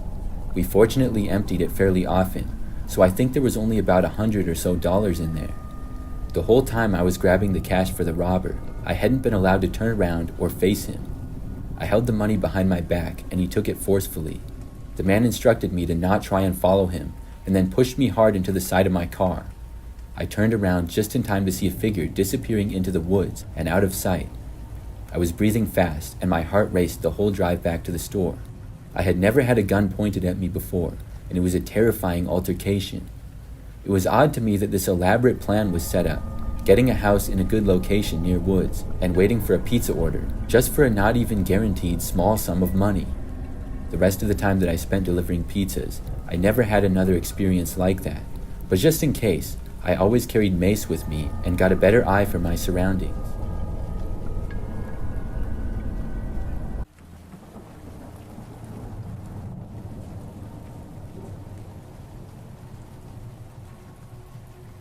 One Saturday morning last year, I went to Walmart to get a few things. There's a Walmart basically 2 or 3 minutes from where I live. I knew that this Walmart gets really busy basically all day, so I specifically went at like 8 a.m. When I arrived, it wasn't too busy yet. I was just getting several items in the produce section of the store. It took me maybe 5 to 10 minutes to get everything. Then I headed up to the checkouts and got the items without a problem. After that though, I walked out to my car, which was parked pretty much right in the middle of the parking lot. There were a decent amount of other cars around. As I approached my vehicle though, I saw this guy standing nearby. He didn't really seem to be doing anything. I reached my car and the man started to approach me. This gave me a bad feeling for some reason. I looked over to the man and he said hi to me. Then he told me that his car was broken and he asked me if I could help him figure out what was wrong. I really didn't know anything about cars. I told the man that I couldn't be much help to him. He still asked that I go over to his car though. I asked him where his car was, and he pointed to a sedan that was a few spaces away. I don't know why, but I walked over to the guy's car with him at that point. I asked him to tell me what exactly the problem seemed to be. The guy didn't really say anything though. When we arrived at his car, he surprisingly asked me to get inside. He told me to go in the passenger side, because that's where things seemed really weird. I didn't know what he meant by that, but it sure seemed suspicious. I said that I was good where I was and told him to try starting the car. He did not though. He told me to just get in. I told him to start it first, but he did not. This made me even more suspicious, so I told him that I had to go and I began walking away. The man didn't say anything back to me right then, so I continued walking away. I went all the way back to my car and then I got inside of the driver's door. Right after doing so, I noticed my passenger side door opening up. The same man was suddenly getting inside my car. I hadn't noticed him walking over to me. I looked over, very confused, and before I had a chance to say anything, the guy told me to start the car and drive. I did the opposite. I got out of the car and bolted for the store. I sprinted all the way back inside of Walmart and then I called 911. The guy was still inside of my car, but he didn't have my keys or anything. He hadn't bothered to chase me. I waited inside of the Walmart until the police got there. When they did though, the man and his car were gone. I answered some questions and was told that they were going to review security footage. In the end though, I don't know what happened. I'm just glad that I got away from him.